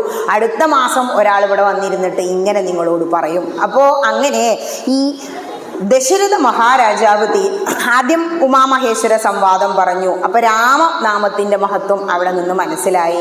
ദശരഥ മഹാരാജാവ് ദശരഥം 10 ദിക്കിലേക്ക് ഒരേ സമയം എന്തോടിക്കാൻ? രഥങ്ങളെ ഓടിക്കാനുള്ള കഴിവ് ആ രാജാവിനുണ്ടായിരുന്നു. അത്രയും കേമന. പക്ഷേ രാമായണ കഥയിൽ ഒരു കാര്യം നമ്മൾ മനസ്സിലാക്കണം. 2 തലങ്ങളുണ്ട് രാമായണ കഥയ്ക്ക്. കുട്ടികളെ ഇവിടെ ശ്രദ്ധിക്കൂ. ഞാൻ കുറച്ച് കഴിഞ്ഞാൽ ചോദ്യം ചോദിക്കൂ കേട്ടോ. കാര്യമായിട്ട് അവിടെ ഡിസ്കഷൻ നടക്കുക. ഒരു ചോദ്യം ചോദിച്ചാൽ പറയില്ല. ഞാനൊരു ചോദ്യം ചോദിക്കും, ശ്രദ്ധിച്ചിരിക്കൂ കേട്ടോ. അപ്പോൾ നമ്മുടെ മനസ്സിൻ്റെ 2 തലങ്ങളാണ്. ഒന്ന് താഴ്ന്ന മനസ്സ്. രാവണൻ്റേത് താഴ്ന്ന മനസ്സാണ്. എന്താ താഴ്ന്ന മനസ്സെന്ന് പറഞ്ഞാൽ ഒക്കെ എനിക്ക് കെട്ടിപ്പിടിച്ചുകൊണ്ടിരിക്കും. നമ്മുടെ സമൂഹത്തിൽ ഇത് കാണാം. ശ്രീരാമചന്ദ്രൻ്റെ ഉയർന്ന മനസ്സ് എന്താ? എനിക്കൊന്നും വേണ്ട, ത്യജിക്കാനുള്ള മനസ്സ്. ഇപ്പം രാവിലെ നിങ്ങൾ സീരിയൽ ത്യജിക്കാൻ തയ്യാറായില്ലേ? രാവിലെ അടുക്കളയിലെ പണി മുഴുവൻ ത്യജിച്ച് ഇവിടെ വന്ന് ഗണപതി ഹോമം തൊഴാൻ തയ്യാറായില്ലേ? ആ തിരുമേനി ഇങ്ങനെ മന്ത്രം ജപിച്ചു തരുമ്പോൾ അവിടെ ഇരുന്ന് ഓം ഹേരംബായ നമഃ, എന്തൊരു സുഖ. നമുക്ക് വേണ്ടി നമ്മൾ തന്നെ ചെയ്യണം. നമുക്കു നാമേ പണിവതു നാഗം നരകവും അതുപോലെ എന്നാണ്. അപ്പോൾ ഇവിടെ വരാൻ കഴിയുന്നത് അതാ മനസ്സാ? ത്യജിക്കാൻ കഴിയുന്നവർക്കേ ഇവിടെ വരാൻ കഴിയൂ. മറ്റുള്ളവർക്ക് എൻ്റെ വീടും കുട്ടികളും സുഖം, ഇതെന്നെ സുഖം എന്ന് വിചാരിക്കും. ചൊറിമാന്തി സുഖമാണത്. വരട്ടെ ചൊറിയുള്ളവനോട് ചോദിക്കണം എന്താ സുഖം എന്ന്. അതിങ്ങനെ ചൊറിയുമ്പോഴുള്ള സുഖം, അതാണ് അത്ര ചൊറിമാന്തി സുഖം. അതാണ് ശരിക്കും ഈ ലൗകികരെ. ഒരു കുറ്റിയടിച്ച് ഒരു പശുവിനെ കെട്ടിയിട്ടാൽ എന്താ? അതിങ്ങനെ കറങ്ങും. അതല്ലേ വീട്ടിൽ ചെയ്യുന്ന അമ്മമാർ. രാവിലെ എഴുന്നേറ്റു, പൂജാമുറിയുടെ മുന്നിൽ കൂടെ ഒരു സെല്യൂട്ടാണ്, നേരെ അടുക്കള അല്ലേ, പിന്നെ ഒരു കുളി കഴിഞ്ഞാൽ നേരെ ഇതന്നെ ആ ഗൃഹാന്തകൂപേ പതിതോ യഥാ പശു. അവിടെ നിന്നൊരു പുറന്തോട് പൊട്ടിച്ചിട്ടുള്ള യാത്രയാണ് അമ്പലത്തിലേക്കുള്ള തീർത്ഥാടനം എന്ന് പറയുന്നത്. ഇവിടെ വന്നാലോ ചെവിക്ക് നല്ല കാര്യങ്ങൾ കേൾക്കാം. അതിന് മഹാഭാഗ്യം വേണേ. എത്രയോ ജന്മങ്ങൾക്കു ശേഷമാണത്രേ ഒരു സത്സംഗം, ഒരു പ്രഭാഷണം നമ്മുടെ കാതിൽ വന്ന് വീഴുക. പറയുന്നുണ്ട് ഭാഗവതം, ജന്മാന്തരേ ഭവേത് പുണ്യം. എത്രയോ ജന്മങ്ങൾക്കു ശേഷം പൂച്ചയായി, പട്ടിയായി, പഴുതാരയായി, ഈച്ചയായി, ജ്ഞാനപ്പാന പറയുന്നില്ലേ, അവസാനം പുണ്യം സുഹൃതം കൂടുമ്പോൾ മനുഷ്യനായി ജന്മം കിട്ടും. അപ്പം നമുക്ക് എന്ത് തോന്നും? ഗ്രന്ഥങ്ങൾ നിവർത്താൻ തോന്നും. ഇങ്ങനെ ക്ഷേത്രാന്തരീക്ഷത്തിൽ വന്നിരിക്കാൻ തോന്നും. ഇവിടെ വന്നിരുന്നാൽ തന്നെ സമാധാനം. വീട്ടിലെന്ത് സമാധാനം ഉള്ളത്? എപ്പോഴും ടെൻഷനാ, എപ്പോഴും പ്രശ്നങ്ങളാ. ഇതെല്ലാം മറക്കാൻ, സർവം മറക്കാൻ നിങ്ങളൊരു 10:45 ഇങ്ങനെ ഇരുന്നില്ലേ, ഇനി ഒരു 11:45 12:45 ആകുമ്പോഴേക്കും നിങ്ങളെല്ലാം മറന്നുണ്ടാവും. ചിലർക്ക് ഇരിക്കാൻ വയ്യാത്തവരാവും, അവരങ്ങനെ ഇരിക്കും സർവം മറന്ന്. അതാണ് സത്സംഗത്തിൻ്റെ മഹിമ. എൻ്റെ മഹിമ അല്ല കേട്ടോ. ആരാണ് പറയുന്നത് എന്നല്ല, എന്താണ് പറയുന്നത് എന്നുള്ളതാ. ഈ പ്രസംഗിച്ചിട്ട് ഇരുത്താൻ കുറച്ച് ബുദ്ധിമുട്ടാണ്. പാട്ട് പാടിയിട്ട് ഇരുത്താം, ഡാൻസ് കളിച്ചിട്ട് ഇരുത്താം അല്ലേ. നാടകമൊക്കെ എന്ന് പറഞ്ഞാൽ ഇവിടെ നിറഞ്ഞിണ്ടാവില്ലേ? ഇപ്പോൾ ഇപ്പോഴും ഹാൾ ഏകദേശം നിറഞ്ഞു. അത് നിങ്ങളുടെ ഒരു വലിയ മഹത്വം. കാരണം മഹത്വത്തിന് എന്താണ് അടിസ്ഥാനം? ഭഗവാൻ പറയുന്നുണ്ട്, നമ്മൾ ജനിച്ച വംശമോ കുലമോ അല്ല. എന്താ? സൽചിന്താ സങ്കല്പങ്ങളും സൽക്കർമ്മങ്ങളുമാണ് മഹത്വത്തിന് അടിസ്ഥാനം. അതാണ് നമ്മളുടെ മഹത്വം. ഇപ്പം നിങ്ങൾ ചിന്തിച്ചു നോക്കൂ, മെഡിക്കൽ കോളേജിനെ കുറിച്ചൊന്ന് ചിന്തിച്ചു നോക്കൂ. എത്രയോ വ്യക്തികൾ അവിടെ കാവലിരിക്കുന്നുണ്ടാവും. അവർക്ക് അസുഖം ഉണ്ടാവില്ല. അച്ഛന് വേണ്ടി കാവൽ നിൽക്കുന്നവർ, കുട്ടിക്ക് വേണ്ടി കാവൽ നിൽക്കുന്നവർ. ചില അമ്മമാർ ചോദിക്കും, ടീച്ചറെ ഞാൻ ഇത്രയൊക്കെ ചെയ്തിട്ടും എന്താ എനിക്ക് ഇങ്ങനെ ഓരോ അസുഖവും പ്രശ്നങ്ങളും ഉണ്ടാവുന്നേ? അതിനുത്തരം രാമായണം പറയുന്നുണ്ട്. പൂർവജന്മ കൃതം പാപം വ്യാധിരൂപേണ ദൃശ്യതേ. അതിൽ മലയാളത്തിൽ പറയുന്നുണ്ട്, പൂർവജന്മാർജിത കർമ്മമത്രേ ഭുവി സർവലോകർക്കും സുഖദുഃഖ കാരണം. ഇതിനു മുമ്പുള്ള സഞ്ചിത കർമ്മങ്ങൾ എന്ന് പറയും, സഞ്ചിയിലാക്കിയിട്ട് വരുമ്പോൾ കൊണ്ടുവരുന്നതാ. ആ കർമ്മബല നമ്മളിവിടെ അനുഭവിക്കണേ. നമുക്ക് തോന്നുന്നു ഇത്രയൊക്കെ ഞാൻ ചെയ്തിട്ടും ഭഗവാനെ അതെന്തുകൊണ്ടാണ് ഇവിടെ ഒന്നും ഇരിക്കാൻ കഴിഞ്ഞില്ലേ? അത് വലിയ ഭാഗ്യ. ആ കട്ടിൽ അങ്ങനെ ഇളകാൻ വയ്യാതെ കിടക്കുന്ന മുത്തശ്ശിക്ക് ഈ സംസ്കാരമുണ്ടെങ്കിൽ മൈക്കിലൂടെ ഇത് ഒഴുകിയെത്തുമ്പോൾ അവിടെ കിടന്ന് വേദനിക്കും. അയ്യോ കൃഷ്ണ, എനിക്കവിടെ പോയി ഇരിക്കാൻ പറ്റണില്ലല്ലോ. ശ്രീരാമചന്ദ്ര, ഈ കർക്കിടക മാസമായിട്ട് എനിക്കിതിന് പറ്റുന്നില്ലല്ലോ. ആ എടുത്തു വെക്കാൻ പഠിച്ച മനസ്സ് അതായിരുന്നു ദശരഥന്റെ മനസ്സ്. എല്ലാം എന്ത് വേണം? രാജ്യമൊക്കെ ഇതാക്കി വെക്കണം. പക്ഷേ ഒരു തെറ്റ് അദ്ദേഹം ചെയ്തിരുന്നു. ദശരഥന് ഏറ്റവും ഇഷ്ടം ഏത് ഭാര്യ? കൈകേയിയായിരുന്നു. കാരണം എന്താ? നല്ല സുന്ദരിയായിരുന്നു. ശരിക്കും രാജാവിന് 3 സാപത്ന്യം ഉള്ള കാലഘട്ട 3 ഭാര്യമാരോടും ഒരുപോലെ പെരുമാറാൻ കഴിയണമായിരുന്നു. അത് അദ്ദേഹത്തിന് പറ്റിയില്ല. എത്ര വലിയ രാജാവായിട്ട് എന്താ കാര്യം? എപ്പോൾ നോക്കിയാലും കൈകേയിയുടെ ചുറ്റിപ്പറ്റിയായിരുന്നു. അതുകൊണ്ട് തന്നെ ആ കൈകേയി സൗന്ദര്യത്തിന് പിറകെ പോകുമ്പോൾ ഒരു കുട്ടി, ഒരു ഈയാമ്പാറ്റ ഈ അഗ്നിയുടെ സൗന്ദര്യം കണ്ട് അതിനെ പിടിക്കാൻ പോയാൽ എന്താ സംഭവിക്കുക? അതിൻ്റെ ജീവൻ നഷ്ടപ്പെടും, അവൻ്റെ കൈ പൊള്ളും. അതുപോലെ ആ സൗന്ദര്യത്തിൽ മതിമറന്ന് അവളുടെ പിന്നാലെ നടന്ന് ദശരഥൻ അവസാനം തളർന്നില്ലേ? നമുക്കും അത് തന്നെയാ സംഭവിക്കുന്നത്. ജീവിതത്തിൽ ഇതന്നെ സുഖം, ഇതന്നെ സുഖം. അതിനാണ് നമുക്ക് ആശ്രമങ്ങൾ വെച്ചിട്ടുള്ളത്. 4 ആശ്രമങ്ങൾ പറയുന്നുണ്ട്. അത് പാലിക്കാത്തവനെ വിഷമമുള്ളൂ. നിങ്ങളിപ്പോൾ വാനപ്രസ്ഥത്തിലാ ഇവിടെ വന്നിരിക്കുന്നവര്. ആദ്യത്തെ ആശ്രമം ഏതാ? ബ്രഹ്മചര്യം. കുട്ടിയാകുമ്പോൾ കുറേ കാര്യങ്ങൾ നമ്മൾ പഠിക്കും. അപ്പോഴാണ് ശരിക്കും വേദമൊക്കെ പഠിക്കേണ്ടത്. വേദങ്ങളിൽ പറയുന്നുണ്ട്, ശൃണ്വന്തു വിശ്വോ അമൃതസ്യ പുത്ര. ഹേ അമൃതത്വത്തിന്റെ പുത്രന്മാരെ, നിങ്ങളിത് കേട്ടാലും. നമ്മൾ കേൾക്കുന്നില്ല, ഒരുപാട് കേൾക്കണം ചെവിയിലൂടെ. അതിനെ 2 ചെവിയും 1 നാവും, കുറച്ച് പറയാനും കൂടുതൽ കേൾക്കാനും. അപ്പോൾ ആ വേദമന്ത്രങ്ങൾ അർത്ഥം മനസ്സിലാക്കാത്തത് കൊണ്ടാണ്. ബ്രഹ്മചര്യം കുട്ടിയാകുമ്പോൾ വെറും അക്കാദമിക് പഠിക്കാതെ ജ്ഞാനപ്പാന, ഹരിനാമകീർത്തനം, രാമായണം, ഭഗവത്ഗീത, ഭാഗവതം, ഇങ്ങനെ അവസാനം കുറച്ച് വേദമന്ത്ര ഒരുപാട് സൂക്തങ്ങളുണ്ട്. അതൊക്കെ ഇത്തിരിയെങ്കിലും നമ്മൾ പഠിച്ചു വെക്കുക. പുരുഷ സൂക്തം, ഭാഗ്യ സൂക്തം ഒക്കെ പറഞ്ഞിട്ട് ഇവിടെ വഴിപാട് ചെയ്യാൻ മാത്രമല്ല, അതിലൊക്കെ ഒരുപാട് അർത്ഥം അടങ്ങുന്ന സൂക്തങ്ങൾ, ആ മന്ത്രങ്ങൾ നമ്മൾ അറിഞ്ഞിരിക്കുക.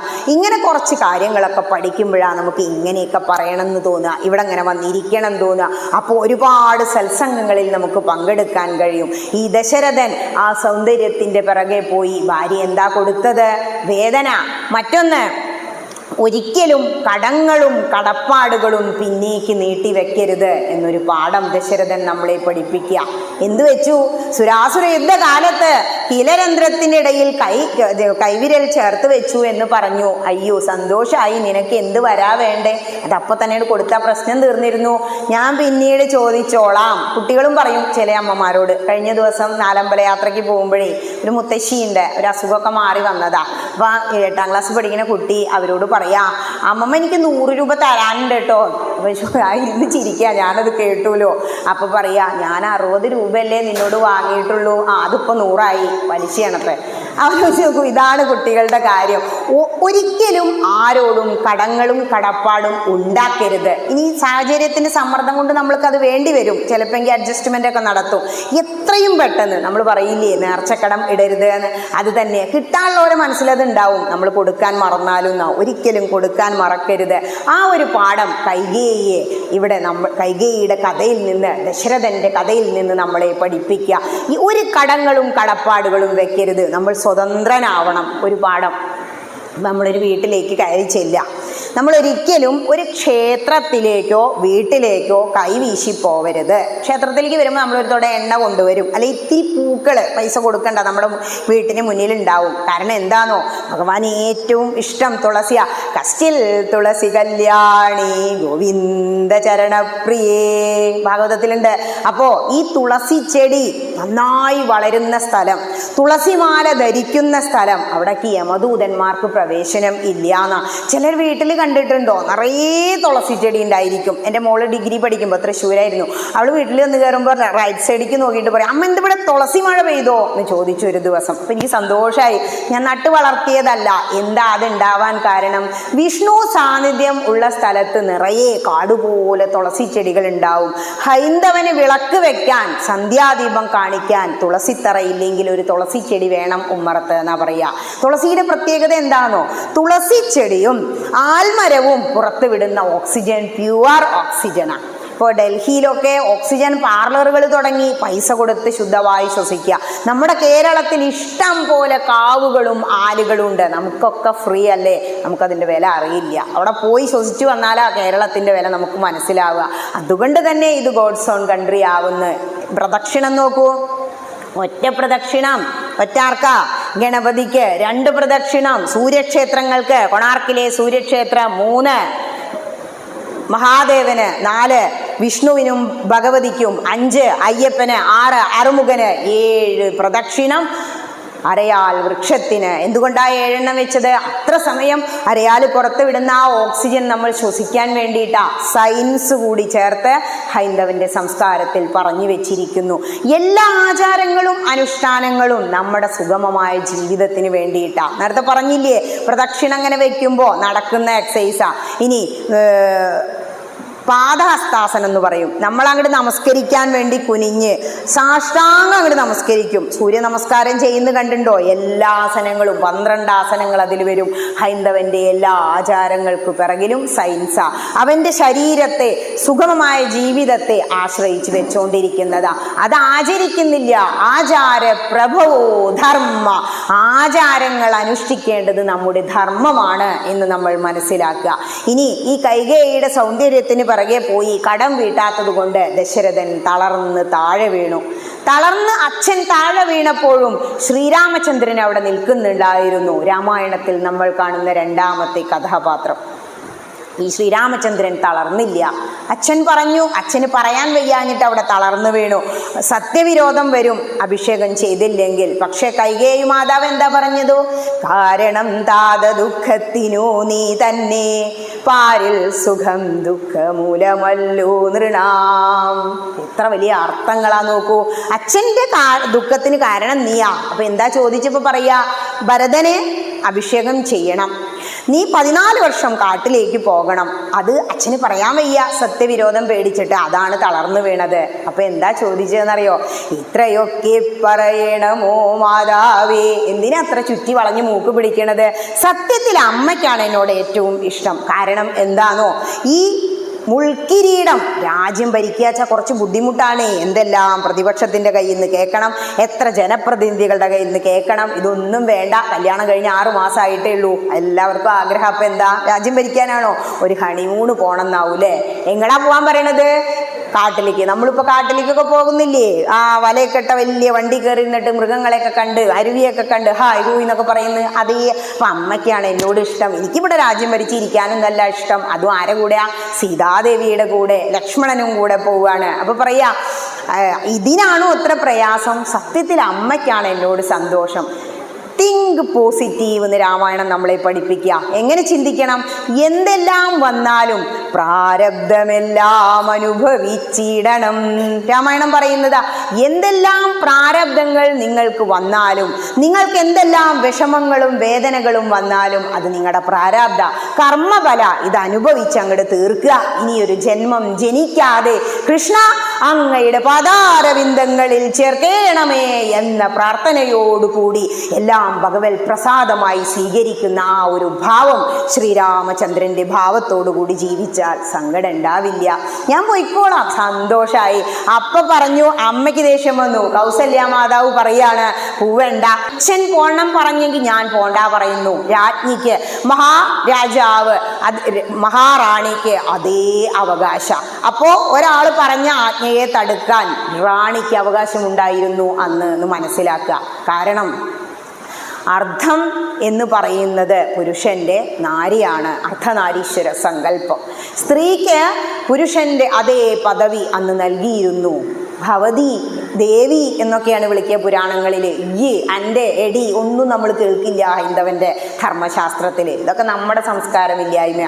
എന്നുവെച്ചാൽ എത്ര നാര്യസ്തു പൂജ്യന്തേ രമന്തി തത്ര ദേവത, അങ്ങനെയാ പറയുന്നത്. അപ്പോൾ നമ്മൾ എന്ത് ചെയ്യണം? സ്ത്രീയെ ബഹുമാനിക്കണം. അത് സീതാദേവിയുടെ ഇതിൽ വരുന്നുണ്ട്. ഇനി ശ്രീരാമചന്ദ്രൻ സന്തോഷത്തോടു കൂടി കാട്ടിലേക്ക് പോകുമ്പോൾ അമ്മ തടുത്തപ്പോൾ അമ്മയെ പറഞ്ഞു മനസ്സിലാക്കി. അച്ഛൻ പറഞ്ഞത് എന്താണ്? അച്ഛനെന്തൊന്ന് ഇച്ഛയെന്നാൽ അച്ഛൻ എന്താണോ ഇച്ഛ അത് തന്നെ അമ്മയുടെയും ഇച്ഛ എന്ന് കരുതണം.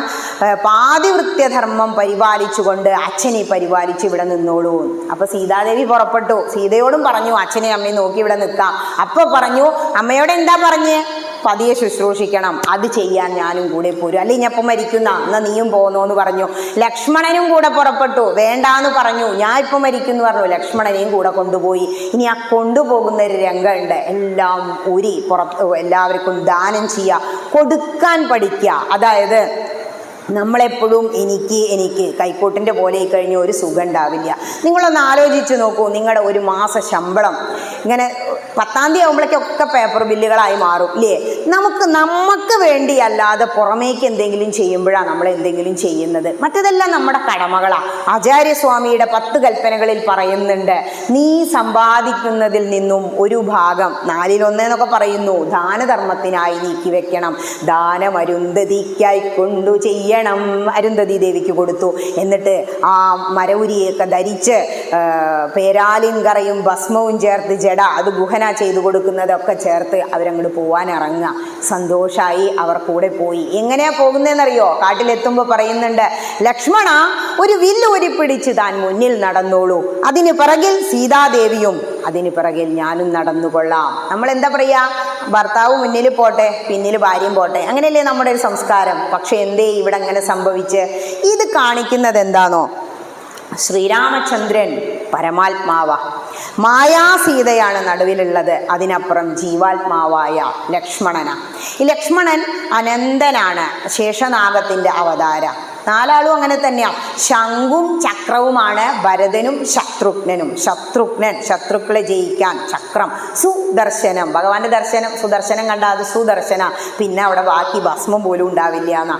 അപ്പോൾ അങ്ങനെ ഈ 3 ആളുടെയും നടത്തം സങ്കല്പിക്കുന്നത് എന്താണെന്നറിയോ? നമ്മൾ ഈ ജീവിതത്തിൽ മായാസങ്കടം മനുഷ്യ ജന്മത്തിൽ ആർക്കില്ലാത്തു, മരിജൻ പറയുന്നുണ്ട് സീതാദേവിയെ കട്ടുകൊണ്ടു പോകുമ്പോൾ. അപ്പോൾ മായയാകുന്ന സീതയെ തരണം ചെയ്യാൻ ഈ ജീവാത്മാവാകുന്ന ലക്ഷ്മണന് കഴിഞ്ഞാൽ എവിടെ എത്തും? പരമാത്മാവാകുന്ന ശ്രീരാമചന്ദ്രനിൽ ലയിക്കാം. ഇത് തന്നെയാണ് അർജുനനും കൃഷ്ണനും.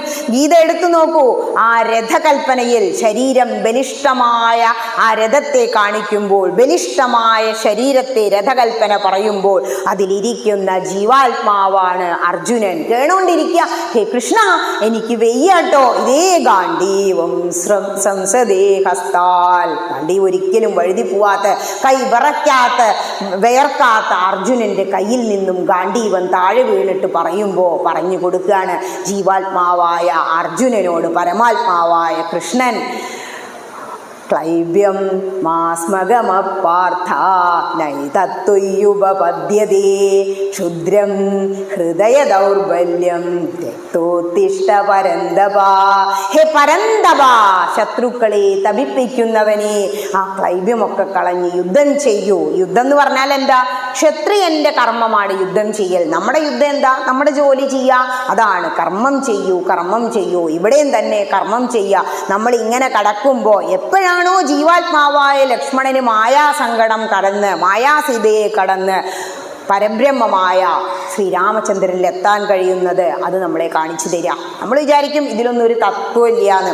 രാമായണത്തിലെ എല്ലാ കഥകളിലും എല്ലാ കഥാപാത്രങ്ങളിലും ഒരുപാട് തത്വങ്ങളുണ്ട്.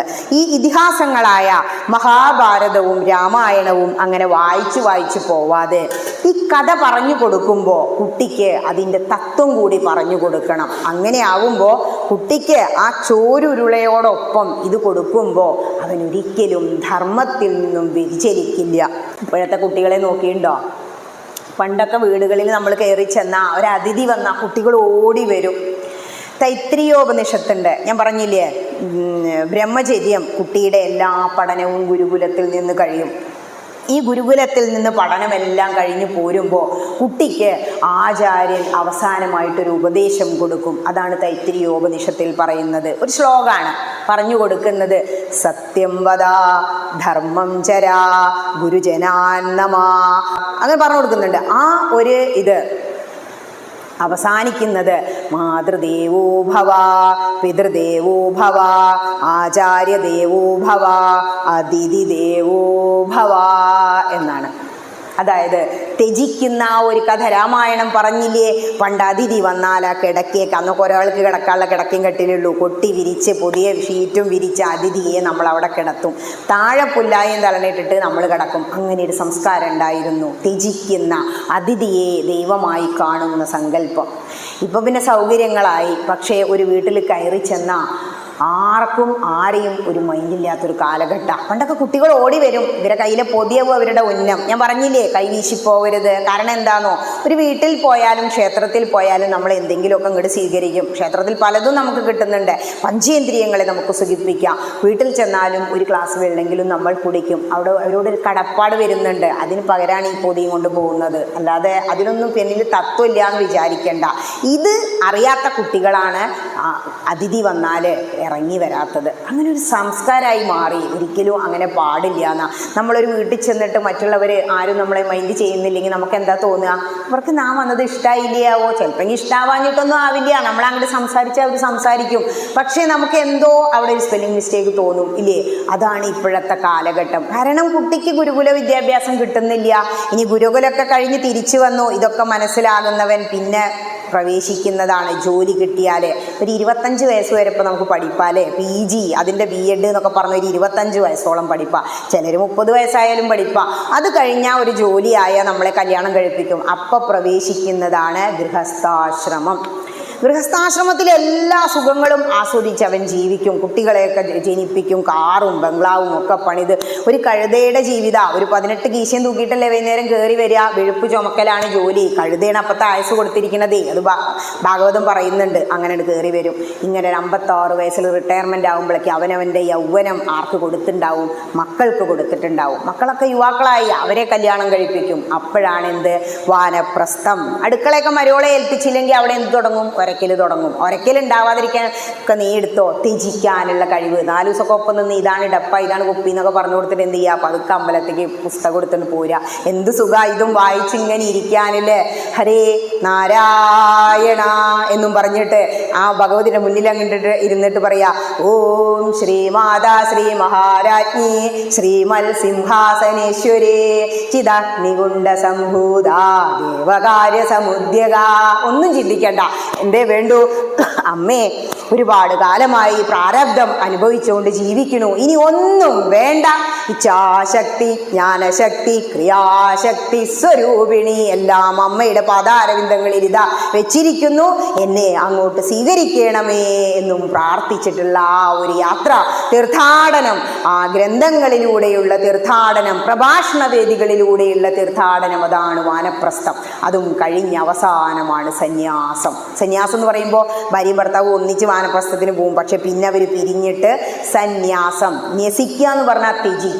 സർവം ത്യജിച്ച് ഈ ശരീരം പോലും ത്യജിക്കാൻ തയ്യാറായിക്കൊണ്ട് ആൽമരച്ചുവട്ടിൽ ധ്യാനത്തിലിരിക്കും. ധ്യാനം സ്വർണത്തേക്കാൾ വിലപിടിപ്പുള്ളതാ. ധ്യാനമഗ്നനായിരിക്കുമ്പോൾ ഒരു ദിവസം ശുക്ലം പൊട്ടി നമ്മുടെ ആത്മാവ് ഭഗവാനിലേക്ക് അങ്ങോട്ട് ചേരും. അതാണ് ശരിക്കും ഹൈന്ദവന്റെ ആചാരാനുഷ്ഠാനം. നമ്മൾ വയസ്സ് എത്രയായാലും ഇതൊക്കെ കൂട്ടിപ്പിടിച്ചുകൊണ്ടിരിക്കും അല്ലേ, എത്രയായാലും കൊടുക്കില്ല. കൊടുക്കാന് ത്യജിക്കാനുള്ള കഥയാണ് രാമായണം. രാമായണത്തില് ആദ്യം ശ്രീരാമചന്ദ്രനെ ആരെയാ വധിക്കുന്നത്? Ladies first. താടകയെ കൊല്ലണതില് കാടിതു കണ്ടായോ നീ കാമരൂപിണിയായ താടക ഭയങ്കരി വാണിടും ദേശമല്ലോ, അവളെ പേടിച്ചാരും ഇതുവഴി നടപ്പീല. അങ്ങനെ പറഞ്ഞു കൊടുക്കുന്നത് ആരാ? ശ്രീരാമചന്ദ്രന് ക്ലാസ് എടുത്തത് വസിഷ്ഠൻ കുലഗുരുവാണ്. അവർ പേരൊക്കെ ഇട്ട് കഴിഞ്ഞ് കുറച്ച് വലുതായപ്പോഴാണ് വിശ്വാമിത്രൻ കയറി വരുന്നത്. എന്താ പറഞ്ഞത്? മാരീച സുബാഹുക്കളെ നിഗ്രഹിക്കാൻ അവരെന്ത് ചെയ്യുന്നു? യാഗങ്ങൾ മുടക്കുന്നു. ഈ കുട്ടികളെ രണ്ടുപേരെയും അയക്കണം. എന്താ പറഞ്ഞ ദശരഥൻ? രാമനെ പിരിയുമ്പോൾ നിർണയം മരിക്കും ഞാൻ. അത് തന്നെയല്ലേ സംഭവിച്ചത്. രാമനെ പറഞ്ഞയക്കാൻ ഞാൻ അന്വയനാശം വരുത്തിയിടും വിശ്വാമിത്രൻ. രാമന് നൽകിയില്ലെങ്കിലോ ശപിക്കും, രാമന് നൽകിയാലോ ഞാനും മരിക്കും. അതറിഞ്ഞുകൊണ്ട് തന്നെ വിശ്വാമിത്ര മഹർഷി അവരെ പറഞ്ഞയക്കുമ്പോൾ, ഈ കാട്ടിലൂടെ കൊണ്ടുപോകുമ്പോൾ വിശ്വാമിത്ര മഹർഷി ഒരു ക്ലാസ് എടുക്കുന്നുണ്ട്. കുട്ടികൾ രാത്രി ഉറങ്ങി ഉണരാതെ ഇങ്ങനെ ഇരുന്ന് ഉറങ്ങുമ്പോൾ പറയാ, ഓം കൗസല്യ സുപ്രജ രാമ പൂർവ സന്ധ്യ പ്രവർത്തതേ ഉത്തിഷ്ഠ നരശാർദൂലം കർത്തവ്യം ദൈവമാംഹിതം. അത് വിശ്വാമിത്ര മഹർഷി പറഞ്ഞതാ. അതായത് കൗസല്യ സുപ്രജ, കൗസല്യ അങ്ങയുടെ സുപ്രജയായ രാമ, പൂർവാസന്ധ്യ, രാവിലത്തെ സന്ധ്യ ഇതാ വന്നിരിക്കുന്നു. ഉത്തിഷ്ഠ ഉത്തിഷ്ഠ. നമ്മുടെ ഉപനിഷത്തുക്കൾ പറയുന്നതാ. സ്വാമി വിവേകാനന്ദൻ ഉപനിഷത്ത് വചനങ്ങൾ ലോകമാകം വാരി വിതറിക്കൊണ്ട് നടന്നു. ശ്രീരാമകൃഷ്ണ പരമഹംസർ ഒരു വിളക്കേ കൊളുത്തി വെച്ചുള്ളൂ. അതിൽ നിന്നൊരു ചൂട്ട് കത്തിച്ച്, ഒരു പന്തം കത്തിച്ച് ലോകമാകമാനം തച്ച് തെറിപ്പിച്ച വ്യക്തിയാണ് സ്വാമി വിവേകാനന്ദൻ. ഉത്തിഷ്ഠത ജാഗ്രത പ്രാപ്യവരാ നിബോധത എന്ന് പറയുന്നത് കഠോപനിഷത്തിലെ മന്ത്രമാണ്. അപ്പോ നമ്മൾ എന്ത് ചെയ്യണം? ശ്രദ്ധയോടെ വാസിക്കേണമേ വരും. നമ്മളെപ്പോഴും ശ്രദ്ധയോടുകൂടി ജാഗരൂകരായിരിക്കണം. ഏത് സമയത്തും മർത്യന മരണം നമ്മുടെ ഉള്ളിലും പുറത്തുമുണ്ട്. ലക്ഷ്മണോപദേശത്തിൽ പറയുന്നില്ലേ, ത്വങ്മാംസരക്താസ്തി വിൺമൂത്രരേതസാം. അല്ലെ, എന്താ ഇതിലുള്ളത്? ഒരുപാട് ചോരയും ചലവും വെള്ളവും ഒക്കെ നിറച്ച് വെച്ചിരിക്കുന്ന ഒരു ബക്കറ്റാണ് ഈ ശരീരം. ഏത് സമയവും ഇത് പൊട്ടിപ്പോവാം. കുമിള പോലെയാണ് ജീവൻ. അതുകൊണ്ട് ശ്രദ്ധയോടെ വാസിക്കേണമേ വരും എന്ന് പറയുന്നുണ്ട്. ഈ വിശ്വാമിത്ര മഹർഷി കൊടുത്ത സത്സംഗം, ആ ക്ലാസ്സുകളാണ് ശ്രീരാമചന്ദ്രനെ തളർത്താതെ ഇരുന്നത്. അപ്പൊ നമുക്ക് ഈ ക്ലാസ് കിട്ടിക്കഴിഞ്ഞാലോ, എല്ലാം നഷ്ടപ്പെട്ടാലും എൻ്റെ കൈ നോക്കൂ, കരാഗ്രേ വസതേ ലക്ഷ്മി കരമധ്യേ സരസ്വതേ കരമൂലേതു ഗോവിന്ദ പ്രഭാതേ കരദർശനം. ഒക്കെ പോയിക്കോട്ടെ, ആരും വേണ്ട. അച്ഛനും അമ്മയും എന്നും ഉണ്ടാവോ? ചക്കയും മാങ്ങ എന്നും ഉണ്ടാവില്ല. അതുപോലെ ഈ കരം, ഈ ഇതിനുള്ളിൽ എന്താ? ഭഗവതിയാ. രാവിലെ നിങ്ങൾ കാണേണ്ടത് കരാഗ്രി വസതേ ലക്ഷ്മി, കയ്യ് നെയ്യ് പശു, ഇതൊക്കെയാണ് നിങ്ങൾ ശകുനം കാണേണ്ടത്. നമ്മൾ എന്താ പറയാ? ഹോ, നീ ചിരുന്ന അപ്പ ശപിക്കും, അപ്പുറത്തെ രാമനെ ഇപ്പുറത്തെ ലീലേനെ, ഈ രണ്ട് നാമം ചൊല്ലിയതിന് പുണ്യം കിട്ടും. അപ്പോ അവരെന്നും അല്ല, കരാഗ്രി നമ്മുടെ കയ്യ് നെയ്യ് വെണ്ണ പശു, ഇതൊക്കെ നമ്മൾ ദർശിക്കണം എന്നാ. ഈ വിരലുകൾ നമുക്കൊരു പാഠം തരുന്നുണ്ട്. 5 വിരലുകൾ നോക്കൂ, 5 വലിപ്പല്ലേ? അങ്ങനെ ഇവിടെ ഇരിക്കുന്ന എല്ലാവരും വ്യത്യസ്തരാണ്. മുഖത്തേക്ക് നോക്കൂ, കണ്ണുകളുണ്ട്, പുരികമുണ്ട്, വായുണ്ട്, നെറ്റിയുണ്ട്, എല്ലാവരും മുഖത്തും. പക്ഷെ വ്യത്യസ്തരല്ലേ? ഇനി ഇത് ഇങ്ങനെ പിടിച്ചാലോ? എല്ലാ വിരലുകളും നോക്കൂ, തുല്യമല്ലേ? നീളം ഒപ്പാണോ? അല്ല. ഇത് വലിയ ഒരു പാഠം. ഇങ്ങനെ നമ്മുടെ ശരീരത്തിൽ തന്നെ പാഠം, പ്രകൃതിയിൽ തന്നെ പാഠങ്ങൾ വെച്ചിട്ടും നമ്മൾ ത്യജിക്കാൻ തയ്യാറല്ല. ശ്രീരാമചന്ദ്രൻ എല്ലാം ത്യജിക്കാൻ തയ്യാറായി കാനനത്തിലൂടെ പോയി. ആദ്യം ലേഡീസ് ഫസ്റ്റ്. ആരെ കൊന്നു? താടകയെ വധിച്ചു. കൃഷ്ണൻ ആരെ ആദ്യം കൊന്നത്? പൂതനയെ വധിച്ചു. താടകയൊക്കെ വധിച്ച് മാരീച സുബാഹുക്കളെയൊക്കെ ഒതുക്കിയതിന് ശേഷം അവർ പോവുക ത്രയംബകം എന്ന വില്ല് കാണാൻ. ആ ത്രയംബകം മുറിച്ചപ്പോഴോ, ഇടിവെട്ടിയിടും വണ്ണം പിന്മുറിഞ്ഞൊച്ച കേട്ടു നടുങ്ങി രാജാക്കന്മാരുരകങ്ങളെ പോലെ, മൈഥിലി മയിൽപേട പോലെ സന്തോഷം പൂണ്ടാൾ. സ്വയംവരം വരികയാണ്. കല്യാണം വരുമ്പോൾ കുട്ടികൾ സന്തോഷിക്കില്ലേ? സീതാദേവിയും സന്തോഷിച്ചു. ആദ്യം ഒരു നോട്ടമാല, ആദ്യം ഒന്ന് നോക്കി, അപ്പോൾ ഒരു മാല ഇട്ടു, പിന്നെ വരണമാല്യ ഇട്ടു. എത്ര സുന്ദരമായിട്ട് ആചാര്യൻ അത് എഴുതി വെച്ചിരിക്കുന്നത്, തുഞ്ചത്തെഴുത്തച്ഛൻ. എന്നിട്ടോ തിരിച്ചു വരുമ്പോ ഭാർഗവരാമൻ, ഞാനൊഴിഞ്ഞുണ്ടോ രാമനി ത്രിഭുവനത്തിങ്കൽ, ഞാനല്ലാതെ ഏതടാ വേറൊരു രാമൻ. അവിടെ നിന്നും ജയിച്ചു. അതായത് ജീവിതത്തിൽ ഒരുപാട് പ്രശ്നങ്ങളും സ്ട്രൈക്കുകളും ഒക്കെ ഉണ്ടാവും. അതിനെല്ലാം എന്ത് ചെയ്യണം? ഒരു പുഞ്ചിരിയോടുകൂടി ശ്രീരാമചന്ദ്രനെ പോലെ മന്ദസ്മിതം പൊഴിച്ചുകൊണ്ട് കുരുക്ഷേത്ര യുദ്ധം നയിച്ച ശ്രീകൃഷ്ണനെ പോലെ നിങ്ങളും നിങ്ങളുടെ ജീവിതത്തിലെ പ്രശ്നങ്ങളെ നേരിടണം എന്ന് രാമായണ കഥ നമ്മളെ പഠിപ്പിക്കുക. അത് കഴിഞ്ഞ് ഇങ്ങോട്ട് വന്ന അഭിഷേകം വേണമെന്ന് പറഞ്ഞപ്പോഴോ, അഭിഷേകത്തിനെല്ലാം ഒരുക്കി കൈകേയി മാതാവ്. മന്ദരയല്ല, കൈകേയി അല്ല എന്ന് അതിൽ പറയുന്നുണ്ട് അവസാനം. മന്ദരയുടെ പ്രശ്നവും കൈകേയിയുടെ പ്രശ്നമൊന്നും അല്ല. എന്തിനാ അവതാരങ്ങൾ എടുക്കുന്നേ? ഭൂമി ഭാരം തീർക്കാൻ. ആദ്യം കഥയിൽ പറയുന്നുണ്ട്, ബ്രഹ്മദേവന്റെ അവിടെ പോകുന്നതും പരാതി പറയുന്നതും ഗോരൂപം കൊണ്ട് ഭൂമിദേവി. അപ്പൊ എന്താ? ഭൂമിയുടെ ഭാരം തീർക്കണമെങ്കിൽ എന്ത് വേണം? ഈ ശ്രീരാമചന്ദ്രൻ വനവാസം എന്ന് പറഞ്ഞാൽ അതൊരു തപസ്യാണ്. അങ്ങനെ എടുത്തുകൊണ്ട് എന്ത് ചെയ്യണം? എല്ലാ രാവണന്മാരെ അല്ലെങ്കിൽ രാക്ഷസന്മാരെ വധിക്കണം. അതിനു വേണ്ടിയിട്ടാണ് മന്ദരും കൈകേയും ഒക്കെ ഇങ്ങനെ പറഞ്ഞത്. എന്നിട്ടോ ഭരതൻ, ഇനി മറ്റൊരു കഥാപാത്രം. ഭരതൻ എന്താ ചെയ്ത്?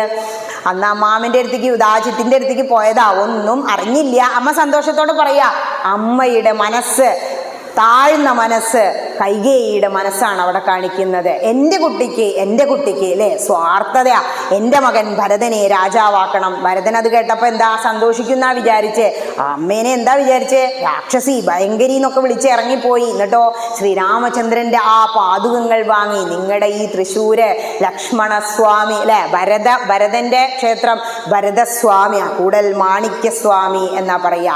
ഭരതൻ എന്താ ചെയ്ത് ആ പാദുകങ്ങൾ വാങ്ങി, വനവാസ രൂപത്തിലാണ് അത്ര അവിടെ ഇരിക്കുന്ന സന്യാസിയെ പോലെ സിംഹാസനത്തിൽ വെച്ച് പൂജിച്ചു. രാമനെ അത്രയ്ക്കും ബഹുമാനിച്ചിരുന്നു ഭരതൻ.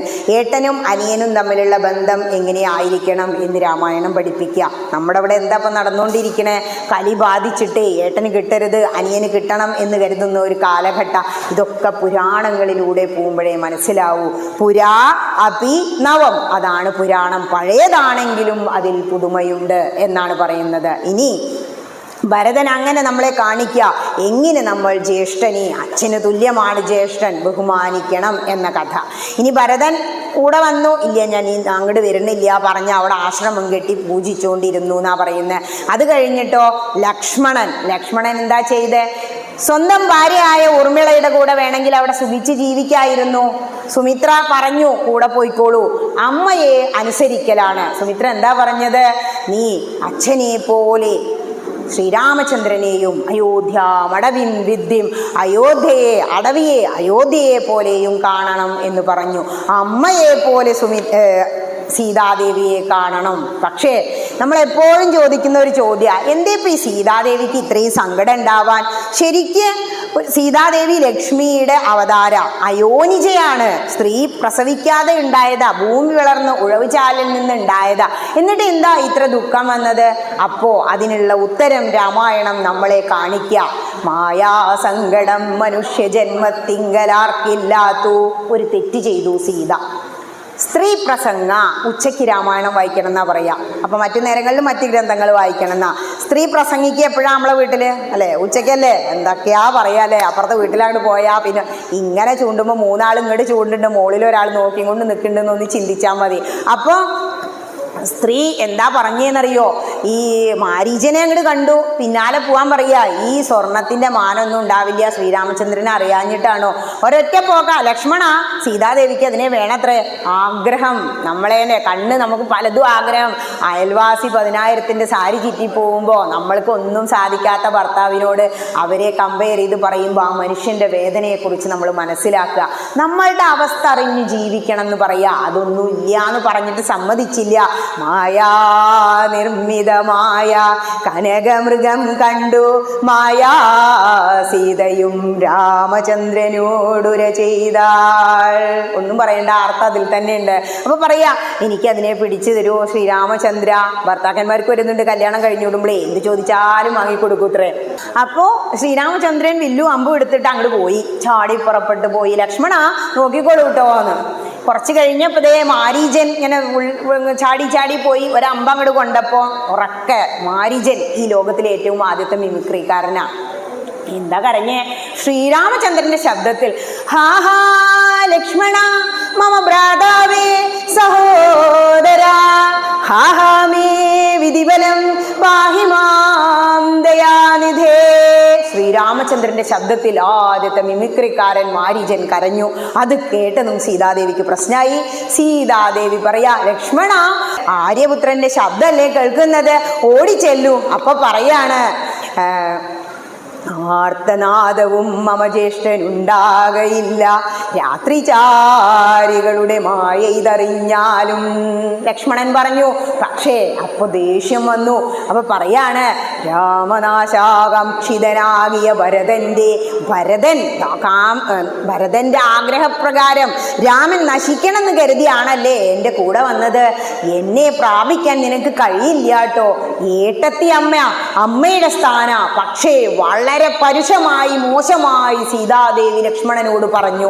അതാണ് സീതാദേവി ചെയ്ത തെറ്റ്. കേൾക്കാൻ വയ്യാഞ്ഞിട്ടേ ആ ചെവി അങ്ങോട്ട് പൊത്തി. വനദേവതമാരെ പരിപാലിച്ചു കൊൾവിൻ മനുവംശാദീശ്വര പത്നിയെ വഴി പോലെ. ദേവിയെ ദേവകളെ ഭാരമേൽപ്പിച്ചു മന്ദം പൂർവജൻ തന്നെ കാൺമാൻ നടന്നു സൗമിത്രിയും. എന്ത് സുന്ദരാരാമായണം അല്ലേ. അങ്ങനെ ദേവിയെ ദേവകളെ അതായത് വനദേവതമാരെ പരിപാലിച്ചു കൊൾവിൻ മനുവംശാദീശ്വര പത്നിയെ വഴി പോലെ. പറയാ, ഹേ വനദേവതമാരെ, എനിക്കിത് കേട്ട് ഇനി ഇവിടെ നിൽക്കാൻ വയ്യ, ഞാൻ പോവാന്നും പറഞ്ഞൊരു ലക്ഷ്മണ രേഖ വരച്ചു എന്ന് പറയുന്നു. ഈ രാമായണത്തിൽ അത് കാണാനില്ല, അവിടെ വേണമെങ്കിൽ ഉണ്ടാവും. ഒരുപാട് രാമായണങ്ങളുണ്ട്, രാമചരിത മാനസമൊക്കെ ഇല്ലേ, തുളസി രാമായണമൊക്കെ ഉണ്ട്. അപ്പോൾ അവിടെ നിന്നും പോയി ആ ഒരു വേദന, നമ്മൾ വാക്കുകൊണ്ടൊരു വ്യക്തിക്ക് കൊടുക്കുന്ന വേദന, ചിന്തിക്കുക പോലും ചെയ്യാത്ത തെറ്റുകളെ കുറിച്ചുള്ള അധിക്ഷേപം, ആ വേദന അത് തട്ടും എന്നാണ് ശ്രീരാമചന്ദ്രൻ്റെ, സീതാദേവിയുടെ, ലക്ഷ്മണന്റെ, മാരീചന്റെ കഥ നമ്മളെ പഠിപ്പിക്കുന്നത്. രാമബാണം കൊണ്ട് മാരീചന് മോക്ഷ കിട്ടിയത്.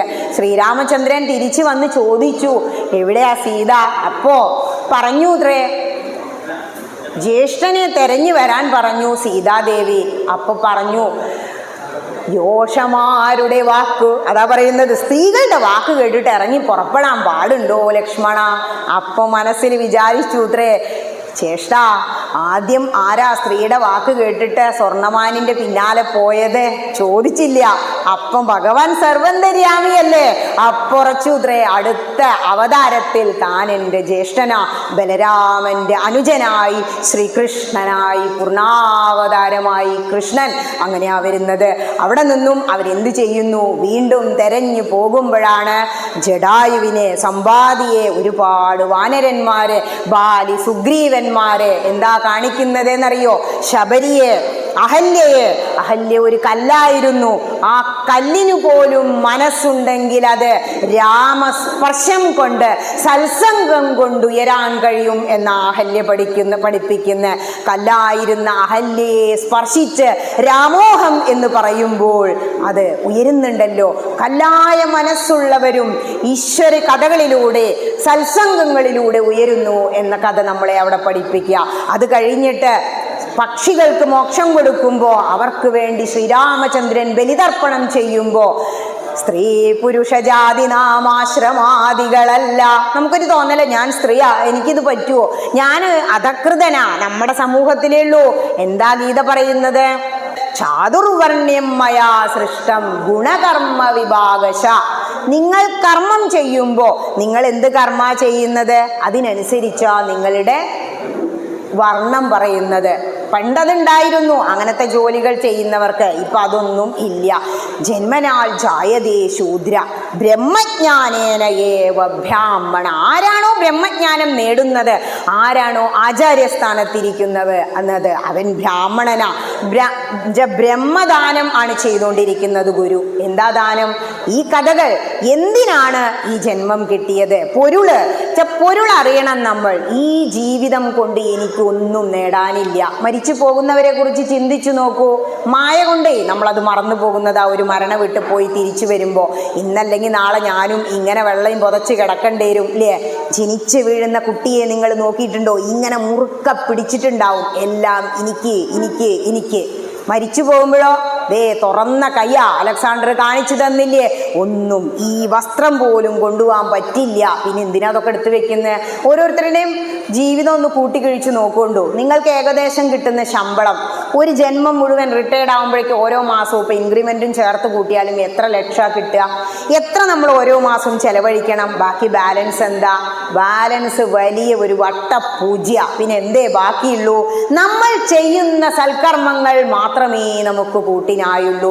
എന്നെങ്കിലും ഒരു ക്ഷേത്ര സങ്കേതത്തിൽ വന്നെങ്കിൽ, ഒന്ന് തൊഴുത് നമസ്കരിച്ചെങ്കിൽ, 4 വരി രാമകഥ പാടിയെങ്കിൽ, ഒരു സത്സംഗം കേട്ടെങ്കിൽ, ഇങ്ങനെ സർവം മറന്നിരിക്കുക. നിങ്ങൾ 1 മണിക്കൂർ പോയതറിഞ്ഞോ?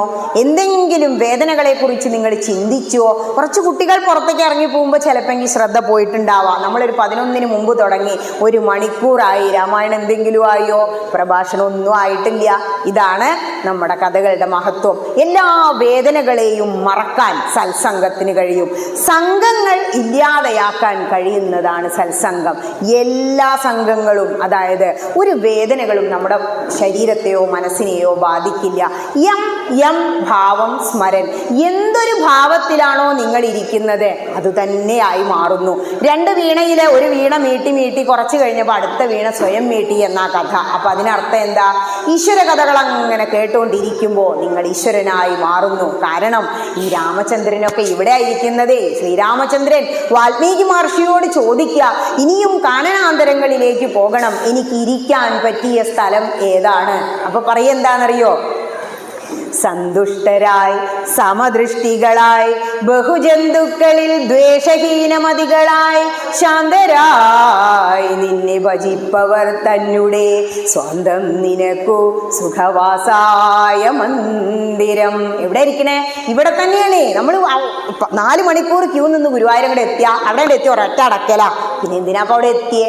പിന്നെ ഇവിടെയാണ്, ഇതിൻ്റെ ഉള്ളിലാണ്. ഈ ഒരു വിജാവരി ഇല്ലാത്ത വാതിൽ ബ്രഹ്മദേവൻ വെറുതെ അല്ല നമുക്ക് വെച്ച് തന്നത്. വിജാവരിയും വേണ്ട, എണ്ണയും കൊടുക്കണ്ട. ഒരു ആക്സിഡന്റ് ഒക്കെ കണ്ട ഒറ്റ അടക്കലാകുമ്പോഴേ വെയ്യ അത് കാണാൻ അയ്യോ എന്ന് പറയൂ.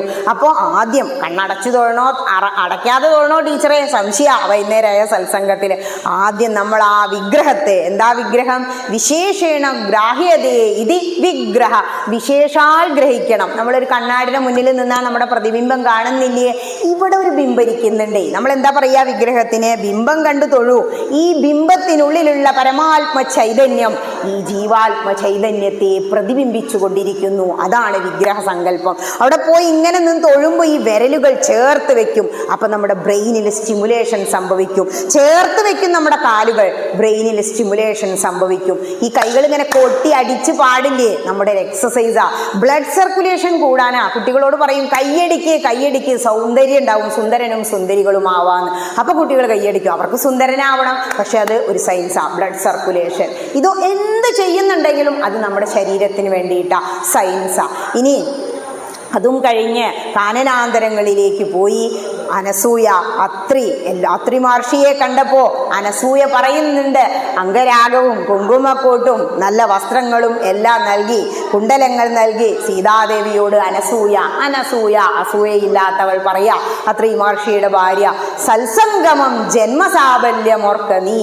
സംഗമം, സത്തുക്കളുമായി ഇങ്ങനെ സംഗമിക്കാൻ കഴിയുക, അത് വലിയൊരു ആശ്വാസം. ഇന്നലെ സന്ധ്യയാകുമ്പോൾ എൻ്റെ അടുത്ത് പറഞ്ഞിരുന്നില്ല, സന്ധ്യയാകുമ്പോൾ ഇങ്ങനൊരു വീടുണ്ടെന്നും രാമായണ സന്ധ്യ ഉണ്ടെന്ന് പറഞ്ഞു. ക്ഷേത്രത്തിലാവും കരുതി ഒരു വീട്ടിൽ പോയാൽ രാമായണം വായിക്കാനും.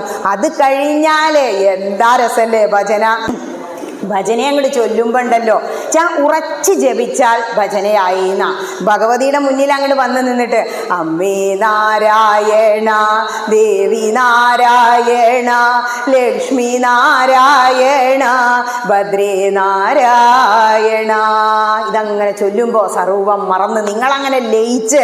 എന്നോട് ചോദിച്ചു സുലോചന ചേച്ചി, ഭജനയൊക്കെ ചൊല്ലിയാൽ സ്വയം മറക്കൂലേന്ന്. എല്ലാം മറക്കാൻ ഏറ്റവും നല്ല ഔഷധം ഭക്തിയാണ്.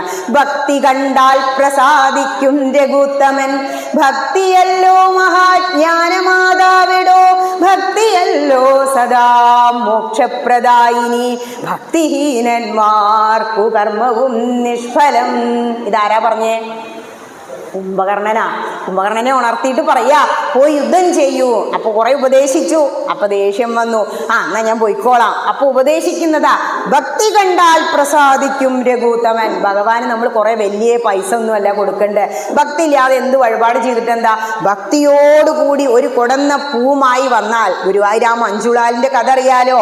മഞ്ജുളയെത്രയോ ധ്യാനിച്ചു നിൻ മഞ്ജുള രൂപത്തിൽ ചാർത്തുവാനായി, മാലയുമായി നേരം വൈകിയെത്തി മായക്കണ്ണൻ മാല കെട്ടി മോദാൽ. എന്തൊരു സുഖ! എന്നും വൈകിയ വരാം മഞ്ജുള. പക്ഷേ ആ ഒരു തുളസിമാല അങ്ങോട്ട് പിരിക്കാൻ പഠിച്ചാൽ ഭഗവാൻ അവിടെ എഴുതി ചേർക്കുത്രേ. കിട്ടയുടെ കഥയില്ലേ? അധകൃതനാ എന്ന് പറഞ്ഞ് മാറ്റി നിർത്തിയ കിട്ട ഉത്സവം വരുമ്പോ അവിടെ പുറത്ത് ചെന്ന് നിന്ന് പ്രാർത്ഥിക്കുത്രേ, ഹേ കൃഷ്ണ, എനിക്ക് ആകെ ഒരു തെങ്ങും കുറച്ച് ഇളനീരുവേ ഉള്ളൂ, അങ്ങേക്കൊരു അഭിഷേകം കഴിക്കാൻ ഭാഗ്യം തരേണമേ ഭഗവാനെ ഇത് അങ്ങോട്ട് എടുക്കുവോ? അന്നൊക്കെ ഭയങ്കര ജാതി സിസ്റ്റ. ഒരു ദിവസം 8ാം ദിവസം കിട്ടയുടെ വീട്ടിൽ പട്ടിണിയാ. അപ്പോ ഗുരുവായൂരപ്പുറത്തുള്ള ആ വീട്ടിൽ കിട്ട പ്രാർത്ഥിച്ച് മക്കളോടൊപ്പം പട്ടിണി കിടന്നുറങ്ങി. 8ാം ദിവസം ഉത്സവത്തില് ഭഗവാന് കൊടമണിയുടെ ഇതിൽ വരെ ശീല ചുറ്റും. ഭഗവാൻ ഉണരാൻ പാടില്ല. പശുക്കിടാവിനെ അവിടെ സ്വാഭാവികമായ ഉണർത്തലിന് കെട്ടും. ഭഗവാൻ എഴുന്നേറ്റു ഒന്നുറങ്ങിയപ്പോ ആ ഉള്ളിൽ പോയി പായസവും ചോറും എല്ലാം ഏറ്റി കിട്ടയുടെ വീട്ടിൽ ചെന്ന് അത് കൊടുത്തു അത്രേ. എന്താ പകരം വേണ്ടത്? ദേവസ്വത്തുനിന്ന് കൊടുത്തയച്ചതാന്നാ പറഞ്ഞത്. ഇതിന് എന്താ അപ്പൊ പകരം തരേണ്ടത്?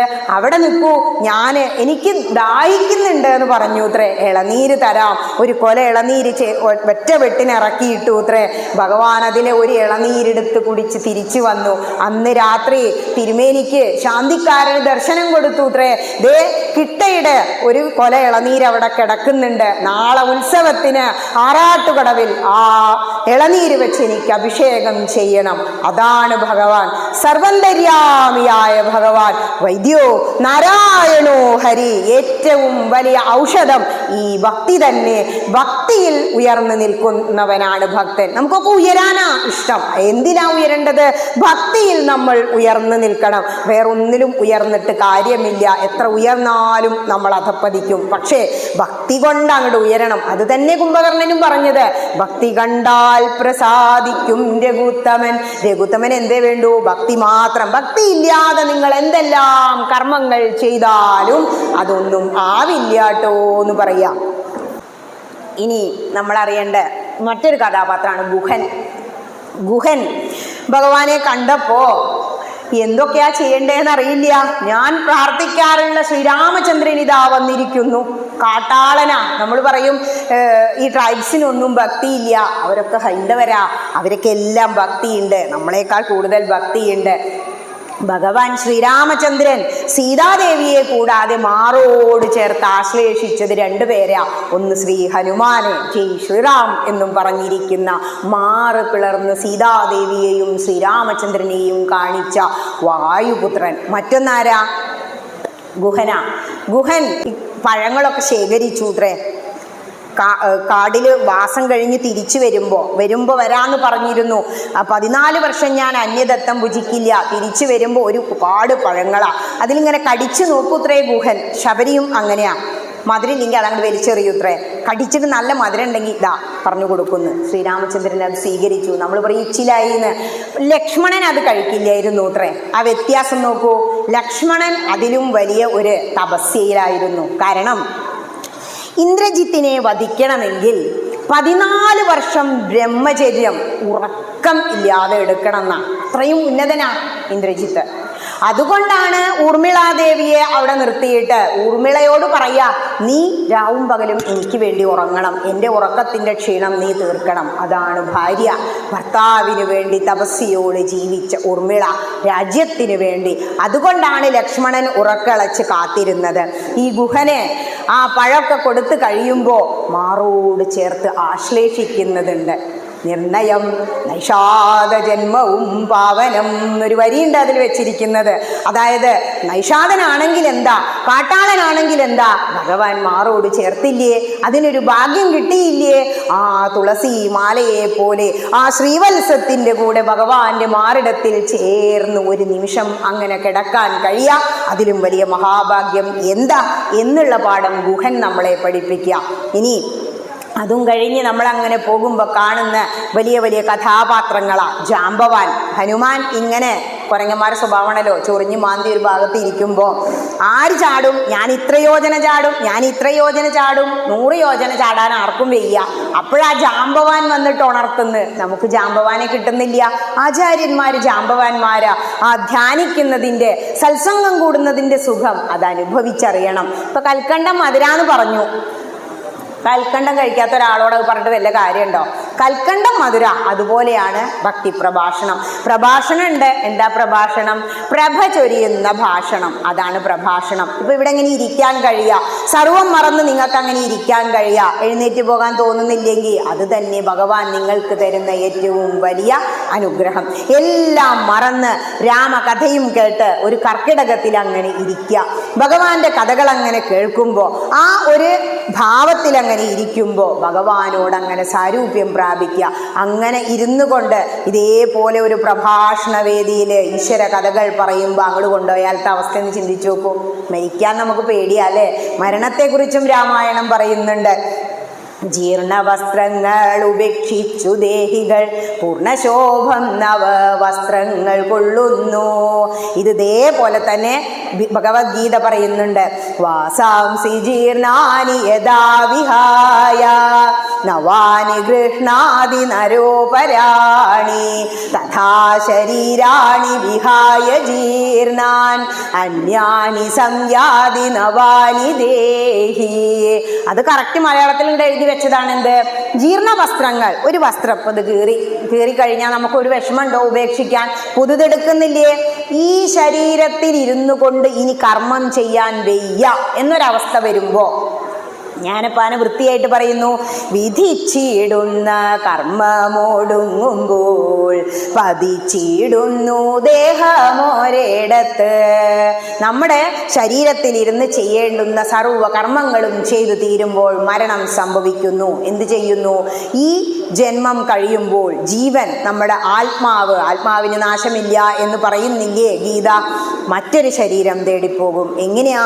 നമ്മൾ ചെയ്ത കർമ്മഫലങ്ങൾക്കനുസരിച്ചുള്ള, ഇപ്പൊ നിങ്ങൾ ഇങ്ങനെ സത്സംഗികളായി ഇവിടെ ഇരുന്നില്ലേ എങ്കിലും എല്ലാ പ്രാരബ്ധവും തീർന്നില്ലെങ്കിൽ ഇതിലും നല്ല ഒരു അന്തരീക്ഷത്തിൽ ക്ഷേത്ര സംസ്കാരമുള്ള നല്ലൊരു തറവാട്ടിൽ നിങ്ങൾ വന്ന് ജനിക്കും. മനുഷ്യനായി തന്നെ ജനിക്കും. ഇനി ജന്മം വേണ്ടെങ്കിലോ? 4 ഗകാരങ്ങൾ ചേർന്നാൽ പുനർജന്മം ഇല്ലാട്ടോ ഭഗവാൻ പറയുന്നുണ്ട്. ഏതൊക്കെയാ 4 ഗകാരങ്ങൾ? ഗംഗ, ഗീത, ഗായത്രി, ഗോവിന്ദൻ. എന്താ ഇതിന്റെ പ്രത്യേകത? ഗംഗ സർവ്വ പാപങ്ങളെയും കഴുകിക്കളയാൻ ഗംഗയ്ക്ക് കഴിയും. പക്ഷെ അതൊരു തമാശയായിട്ട് പറയും രാമകൃഷ്ണ പരമഹംസരെ. ഒരു ഭക്തി ഇല്ലാത്ത ഒരു വ്യക്തി ഗംഗയിലാണ് കുളിച്ചാൽ പാപം തീരുമോ? ഇല്ല. അങ്ങനെയാണെങ്കിൽ അവിടെ കുളിക്കണ പോത്തുകൾക്കൊന്നും ഒരു പാപം ഉണ്ടാവില്ലല്ലോ എന്നാ പരമഹംസർ പറഞ്ഞത്. അപ്പോ ഗംഗയിൽ കുളിക്കണം, ഭക്തി പുരസ്സരം കുളിക്കണം. മഹാദേവന്റെ തിരുജടയിൽ നിന്ന് ഒഴുകിക്കൊണ്ടിരിക്കുന്നതാ ഗംഗ. ഇനി ഗീതയാകുന്ന ഗംഗയിൽ പഠിക്കണം എന്നൊന്നുമില്ല, ഒന്നങ്ങോട്ട് മുങ്ങി നിവരാ. ചെറുപ്പം മുതലേ എന്ത് ചെയ്യണം? ഗീത പഠിക്കണം. ലോകം മുഴുവൻ ഗീത അവരുടെ സിലബസിന്റെ ഭാഗമാക്കി. അമേരിക്കയില് 186 യൂണിവേഴ്സിറ്റികളിൽ സിലബസാണ് ഗീത. MBAക്ക് ഒരു പേപ്പറാണ് ഭഗവത്ഗീത. കാരണം അത് ഏറ്റവും നല്ല ബിസിനസ് മാനേജ്മെന്റാണ്. എങ്ങനെ തളർന്ന മനസ്സിനെ ഉയർത്താം? ബിസിനസ്സൊക്കെ നടക്കുമ്പോൾ ഒരുപാട് തളർച്ചകൾ വരും, ചിലപ്പോൾ വലിയ വലിയ നഷ്ടങ്ങൾ വരും. ഓഹരി വിപണിയൊക്കെ അറിയാലോ. അപ്പൊ നമ്മുടെ മനസ്സിനെ ബോൾഡാക്കി വെക്കാൻ എന്തിനേ കഴിയൂ? ഗീതയ്ക്കേ കഴിയൂ. ഹൈന്ദവൻ 5 കാര്യങ്ങൾ ചെയ്യണം. എന്തൊക്കെയാ? ചെറുപ്പത്തിലേ ഗീത പഠിക്കണം. അത് കഴിഞ്ഞാൽ മഹാഭാരതം വായിക്കണം. ജസ്റ്റ് ഒന്ന് വായിച്ചാൽ മതി. അതിലെ കഥകൾ, അതിലെ തത്വങ്ങൾ അറിഞ്ഞിരിക്കണം, കുട്ടിക്ക് പറഞ്ഞു കൊടുക്കണം. പിന്നെ ഹിമാലയം സന്ദർശിക്കണം. അവിടെയുള്ള 3 ധാമങ്ങൾ കേദാർനാഥ്, ബദ്രീനാഥ് ഒക്കെ ഒന്ന് തൊഴുക. അത് കഴിഞ്ഞാൽ ഗംഗയിൽ കുളിക്കുക, ഭാഗവതം കേൾക്കുക. 5 കാര്യങ്ങളെ ചെയ്യാനുള്ളൂ. പക്ഷെ ഇതിലെന്തെല്ലാം ഞാൻ ചെയ്തു? ഗംഗാജലം സ്പർശിക്കാതെ മരിച്ചു പോകുന്നവരുണ്ട്. അലക്സാണ്ടറുടെ അമ്മ ഞാൻ ഭാരതത്തെ കീഴടക്കാൻ പോകുന്നു അമ്മയെന്ന് പറഞ്ഞപ്പോൾ പറഞ്ഞു അത്രേ, മോനെ നീ വരുമ്പോൾ എനിക്കൊരു സ്വല്പം ഗംഗാജലം കൊണ്ടുവന്ന് തരണം. വിദേശികളെല്ലാം നമ്മുടെ ഭാരതത്തിന്റെ പവിത്രത മനസ്സിലാക്കി ഇങ്ങോട്ട് വരുമ്പോൾ നമ്മൾ എന്താ ചെയ്തുകൊണ്ടിരിക്കണേ? എങ്ങനെ കാനഡയിൽ പോവാം, അമേരിക്കയിൽ സെറ്റിലാവാം, ഇതല്ലേ ചിന്തിക്കുന്നത്. നമ്മുടെ ഗായത്രി മന്ത്രത്തിന്റെ മഹത്വം 4 വേദങ്ങളിലും കാണുന്നതാണ് ഗായത്രി. എന്താ ഗായത്രി? ഗായന്തം ത്രായതേ ഇതി ഗായത്രി. ഗാനം ചെയ്യും തോറും നമ്മളെ ഉയർത്താൻ കഴിവുള്ള മന്ത്രമാണ് ഗായത്രി. എന്താ മന്ത്രം?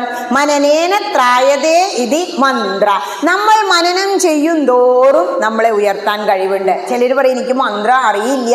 ഓം നമ ശിവായ മഹാമന്ത്ര. യജുർവേദത്തിലെ ശ്രീ രുദ്രചക്രം സ്തോത്രത്തിൽ വരുന്ന മഹാമന്ത്ര. ഒരമ്മ കുട്ടിക്ക് ആദ്യമായി ഉപദേശിച്ചു കൊടുക്കുന്ന മഹാമന്ത്രമാണ് സന്ധ്യയ്ക്ക് വിളക്ക് വെച്ച് കഴിഞ്ഞാൽ ഓം നമ ശിവായ എന്ന മന്ത്രം. മന്ത്രം അറിഞ്ഞില്ലേ? ഇനിതാ ശ്രീരാമചന്ദ്രന്റെ ആണെങ്കിൽ ഓം നമോ ഭഗവതേ വാസുദേവായ. ഇനിതാ ഓം നമോ നാരായണായ, അഷ്ടാക്ഷരി. മറ്റത് ദ്വാദശാക്ഷരി. ഇനിയിപ്പോ ഇവിടെ പോയി കഴിഞ്ഞാൽ കാണാം ഓം നമോ ഭഗവതേ സംഗമേശായ. മന്ത്രങ്ങൾക്കാണോ പ്രയാസം? ഹൈന്ദവൻ സമ്പന്നന. ഗ്രന്ഥങ്ങളുടെ കാര്യത്തിലാണെങ്കിലും മന്ത്രങ്ങളുടെ കാര്യത്തിലാണെങ്കിലും എത്രണ്ട്. നമ്മൾ സമ്പന്നരാ, നമുക്ക് അഭിമാനിച്ചൂടെ? മറ്റുള്ളവർ ക്രിട്ടിസൈസ് ചെയ്യുക എന്താണോ? നിങ്ങൾക്ക് എത്ര എണ്ണ ഇതിൽ ഏതൊക്കെയാ പഠിക്കുക? പക്ഷേ ഞാൻ പറഞ്ഞില്ലേ, വിരലുകളെ പോലെ മുഖം പോലെ വ്യത്യസ്തരാണ്. ചിലർക്ക് സുബ്രഹ്മണ്യനെ ആവും ഇഷ്ടം. ദേവന്മാരുടെയും ദേവനാ സുബ്രഹ്മണ്യൻ, ദേവസേനാപതിയാ ഗണപതി, എല്ലാ ഗണങ്ങളുടെയും അധിപതിയാ ഗണപതി. ഇങ്ങനെ ഓരോ ദേവന്മാർക്കും തത്വങ്ങളുണ്ട്. സ്വർണം പോലെ, സ്വർണം എന്ന് പറഞ്ഞാൽ എന്താ മനസ്സിൽ? ഒരു മഞ്ഞ ലോഹം. പക്ഷേ മാല ഒരു രൂപം വന്നു, വള മറ്റൊരു രൂപം വന്നു. പക്ഷെ നമ്മളിത് കണ്ട് മനസ്സിലാക്കണമെന്ന് രാമായണം പറയുന്നു. എന്താ പറയുന്നതെന്നറിയോ? നേത്രമുണ്ടെന്നാകിലും കാൺമതിന്നുണ്ടു പണി, രാത്രിയിൽ തൻ്റെ പദം ദീപമുണ്ടെന്നാകിലേ. ഇതാണ് മായ. കാരണം രാത്രിയായാൽ നമ്മുടെ കാല് നമുക്ക് കാണില്ല. അതുപോലെയാണ് നമ്മൾ ലൗകികർ ജീവിക്കുന്നത്. ഇതൊക്കെ ഉണ്ട്, ഇങ്ങനെയൊക്കെയാണ്. ഞാനും നാളെ മരിച്ചു പോവും, മരണത്തിനപ്പുറം അമൃതംഗമയ എത്തണം എന്നറിയാം. പക്ഷേ നമ്മൾ എന്ത് കാണുന്നില്ല? പൊരുൾ അറിയുന്നില്ല. എന്താണ് പൊരുൾ? ഈ ശരീരത്തിന് മാറ്റമുണ്ട്. ഇപ്പൊ എത്ര വയസ്സായി? 50. കഴിഞ്ഞ 10 വർഷം മുമ്പ് ഈ ശരീരം എങ്ങനെ ആയിരുന്നോ? അല്ല. അടുത്ത 10 വർഷം കഴിഞ്ഞാൽ എങ്ങനെ ആവോ? ആവില്ല. ചിലപ്പോൾ ഇവിടെ വന്നിരിക്കാൻ നമുക്ക് ആരോഗ്യം ഉണ്ടായിന്ന് വരില്ല. ഫാറ്റംബോസാണ് കഴിക്കുന്നത്. അപ്പൊ എന്താ വേണ്ടേ? ഒന്നും നാളേക്ക് നീക്കി വെക്കരുത്. നാളെ ചെയ്യേണ്ടത് ഇന്ന് ചെയ്യുക, ഇന്ന് ചെയ്യേണ്ടത് ഇപ്പൊ തന്നെ ചെയ്യുക. അപ്പൊ എപ്പോഴും എന്ത് ചെയ്യുക? ഈശ്വര സ്മരണയോടുകൂടി ജീവിക്കുക. എല്ലാ കർമ്മങ്ങളും ഈശ്വരാർപ്പണമായിട്ട് ചെയ്യുക. അപ്പോഴെന്താകും? നമ്മുടെ ജീവിതം തന്നെ ഈശ്വരനിൽ സമർപ്പിതമാകും. അപ്പൊ ഇങ്ങനെയൊക്കെ കേൾക്കുമ്പോൾ കുട്ടികൾ ചോദിക്കുന്ന സംശയ, അപ്പൊ ടീച്ചറെ ലൗകികതയൊന്നും അനുഭവിക്കണ്ടേ, സന്യസിക്കണം എന്നാണോ ടീച്ചർ പറയുന്നേ? അല്ല. എന്താ രാമായണം പറയുന്നത്? ഭോഗത്തിനായിക്കൊണ്ടു കാമിക്കയും വേണ്ട, ഭോഗം വിധികൃതം വർജിക്കയും വേണ്ട. ഹേ ഭക്തജനങ്ങളെ, നിങ്ങൾക്ക് കിട്ടിയ സുഖങ്ങൾ എല്ലാം നിങ്ങൾ അനുഭവിച്ചോളൂ. ഇല്ലാത്തതിനെ കുറിച്ചോർത്ത് വിഷമിച്ചുകൊണ്ട് യാചിച്ച് കൈനീട്ടി എൻ്റെ മുമ്പിൽ വന്ന് നിൽക്കരുത് എന്ന് ഭഗവാൻ പറയുന്നുണ്ട്. കാരണം ഭോഗത്തിനായി കൊണ്ട് നിങ്ങൾ ആഗ്രഹിക്കേണ്ട. സുഖം എത്ര സമയം? ഇന്നിപ്പോൾ ഞായറാഴ്ച തീരുമാനിച്ചു ഒരു പരിപ്രദോനം അങ്ങോട്ട് വെക്കാം. എത്ര നാളികേരം പൊളിക്കണം, എത്ര നേരം നാളികേരപ്പാല് പിഴിയണം, എന്നിട്ട് അതൊക്കെ ഉണ്ടാക്കി കഴിഞ്ഞാൽ എത്രയും നിങ്ങൾ കഴിക്കുക? 1 ഗ്ലാസ് അല്ലേ, മാക്സിമം 2 ഗ്ലാസ്. അത് കഴിഞ്ഞാലോ ഏറ്റവും നെറികേടുള്ള അവയവം ഈ നാവ. എല്ലാ തരത്തിലും നമ്മൾ മറ്റുള്ളവരോട് സംസാരിക്കുമ്പോൾ വളരെ ശ്രദ്ധിക്കണം. ചിലർക്ക് ഇഷ്ടമില്ല നമ്മൾ പറയുന്നത്. അപ്പം എൻ്റെ മലപ്പുറം ഭാഷ നിങ്ങൾക്ക് പിടിക്കുന്നതൊക്കെ അറിയില്ല, നിങ്ങൾ തൃശ്ശൂർക്കാരാ. അപ്പോൾ ഞാൻ കണ്ണൂരൊക്കെ വിളിക്കുമ്പോൾ പോവാറില്ല. അത് കാരണം അവരുടെ ഭാഷ ഞാൻ പറഞ്ഞാൽ ശരിയാവുമോ എന്നൊരു പേടിയാണ്. ഇപ്പം പറയുക, ഒരു യൂട്യൂബിൽ കേട്ടിട്ട് ടീച്ചർ ഇങ്ങോട്ട് വരൂ, എല്ലാവരും ടീച്ചറെ ചാനൽ കാണുന്നവരാ എന്ന് പറയും. സത്സംഗം എന്ന് പറഞ്ഞിട്ടൊരു ചാനലുണ്ട്. ആദ്യമായിട്ടാണ് ഒരു സ്റ്റേജിൽ പറയുന്നത്. മകൻ പറയും, അമ്മ അത് സ്റ്റേജിൽ പറയൂ, എന്നാലല്ലേ മറ്റുള്ളവരറിയൂ. എന്തോ എനിക്കത് പറയാൻ തോന്നാറില്ല. ഇതിപ്പോൾ പറഞ്ഞു വന്നപ്പോൾ പറഞ്ഞു എന്നേ ഉള്ളൂ. കാരണം അത് കൊറോണ വന്ന് 4 സ്റ്റേജ് മുടങ്ങിയപ്പോൾ വെറുതെ തുടങ്ങിയതാ. അന്ന് അറിയില്ലായിരുന്നു അതിലൊരു എഡിങ്സ് ഉണ്ട് എന്ന്. പക്ഷെ ജനങ്ങളത് എടുത്തു, സ്വീകരിച്ചു. 3K ഒക്കെ വ്യൂ വന്നു ആദ്യത്തെ ഒരു. അപ്പം അത് വെറും സൗണ്ട് വെച്ച് ചെയ്തതാ.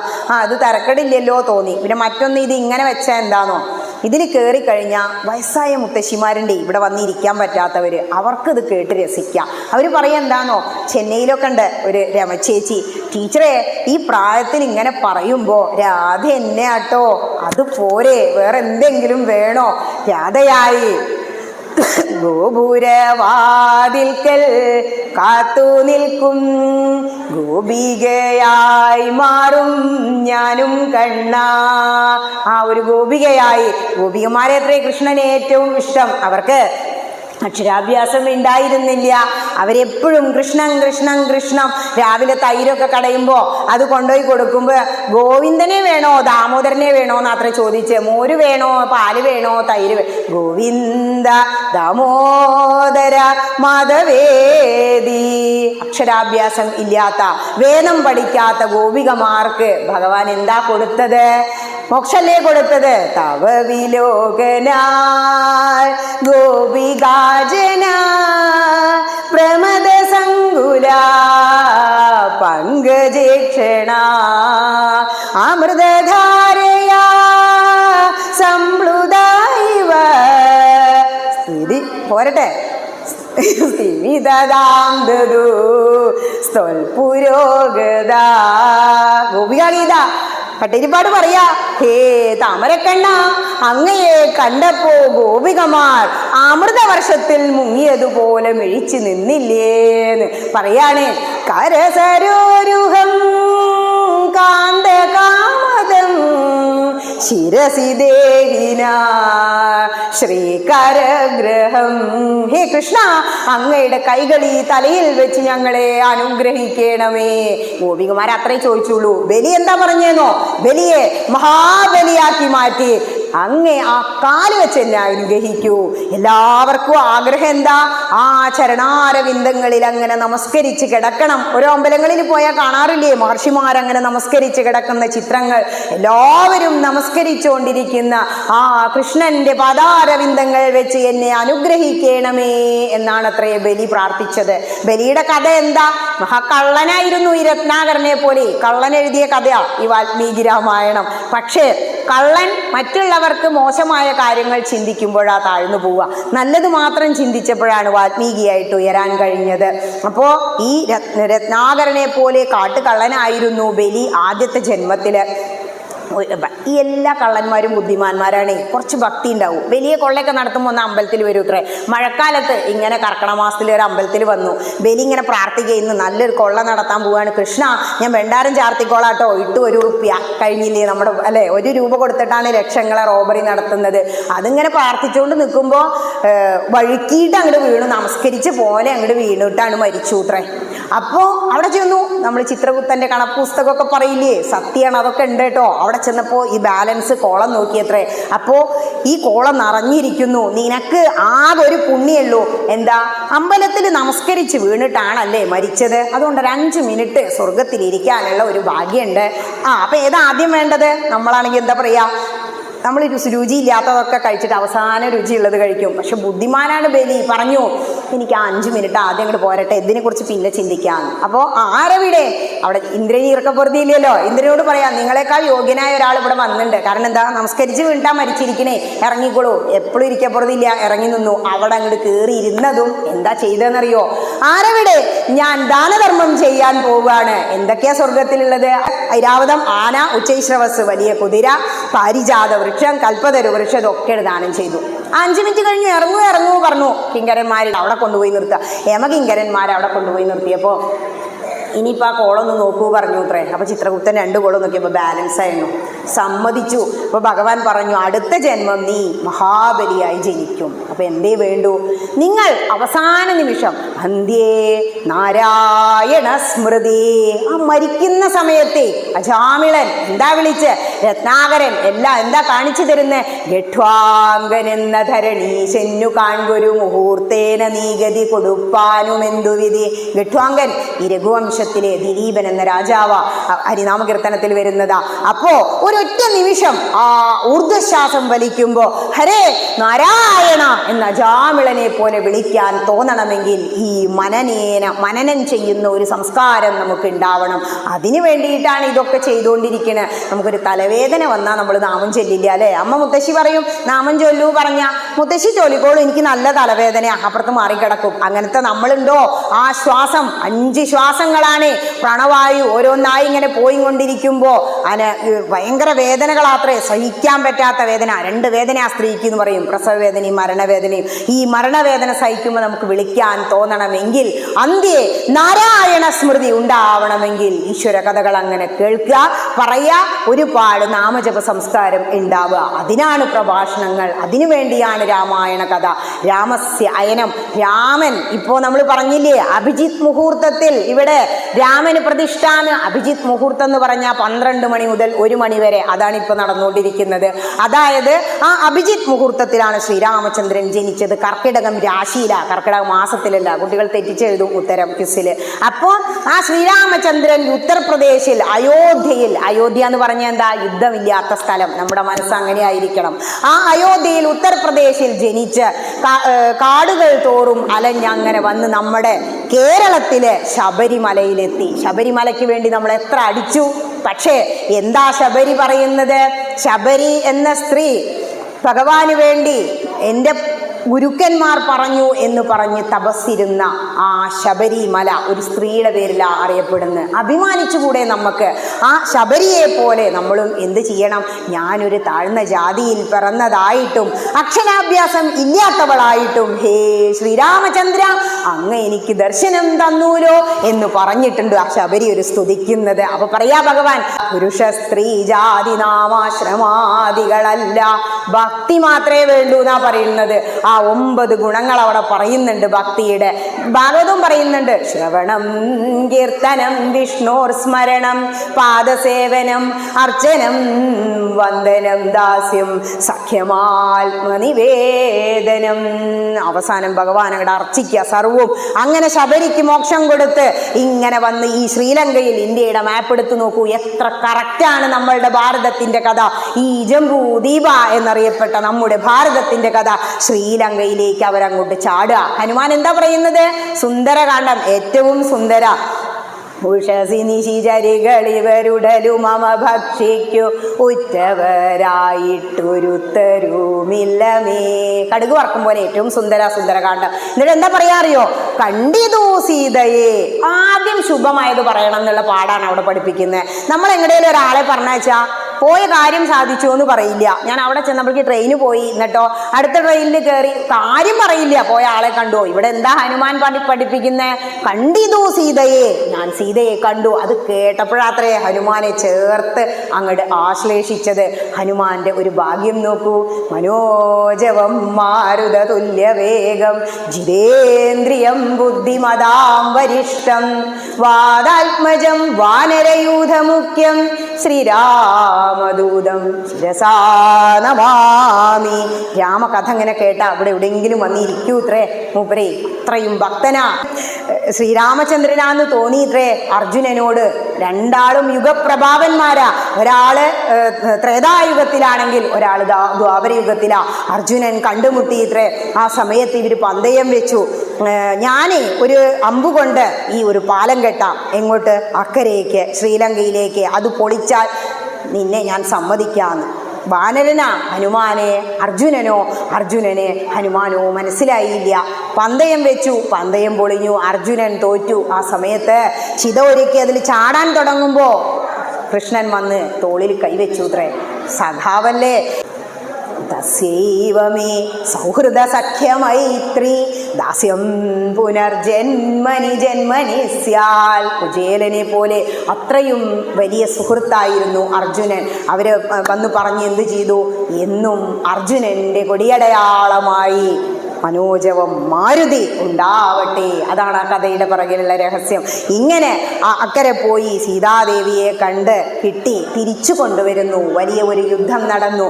രാവണൻ എന്ന് പറയുന്ന രാക്ഷസൻ എന്തുകൊണ്ടാ?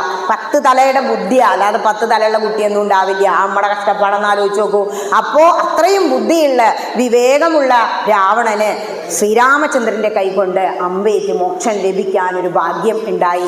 കൗരവർക്കെല്ലാം മോക്ഷ കൊടുത്തത്, ഇപ്പൊ പൂതനയ്ക്കും മോക്ഷ കൊടുത്തത്, നാടകയ്ക്കും മോക്ഷ കൊടുത്തത്. നമ്മൾ എങ്ങനെ ഭഗവാനെ ആശ്രയിച്ചാലും ഭഗവത് സ്മരണ ഉണ്ടായാൽ മതി. ഈശ്വരനെ അങ്ങനെ ധ്യാനിച്ചുകൊണ്ട് അങ്ങനെ ചിന്തിച്ചു കൊണ്ടിരിക്കുക എല്ലാ സമയത്തും. എന്താണോ ഹനുമാൻ പറഞ്ഞത്? ഈ ആകാശ ചന്ദ്രന്മാരും ഭൂമിയും ഉള്ളിടത്തോളം കാലം ഹേ ശ്രീരാമചന്ദ്ര അങ്ങയുടെ രാമനാമം ജപിച്ച് ഈ ഭൂമിയിൽ വാണാൽ മതി. കൽക്കണ്ടം തന്നെ അങ്ങടെ ആയി മാറി. അതിന്റെ രുചി അറിയില്ല, ഭക്തിയുടെ രുചി. ഇതാ ഇപ്പൊ ഇരുന്ന് ഇങ്ങനെ പറയുമ്പോഴുള്ള രുചിയില്ലേ? ഈ 2 മണിക്കൂർ 10, 11, 12 മണി, 12:30 മണി, ഈ 1.5 മണിക്കൂർ നിങ്ങൾ അനുഭവിച്ച രുചി. പറയുമ്പോൾ ഞാൻ അനുഭവിച്ച സുഖം, കേൾക്കുമ്പോൾ നിങ്ങൾ അനുഭവിച്ച സുഖം, അതാണ് ഭക്തി.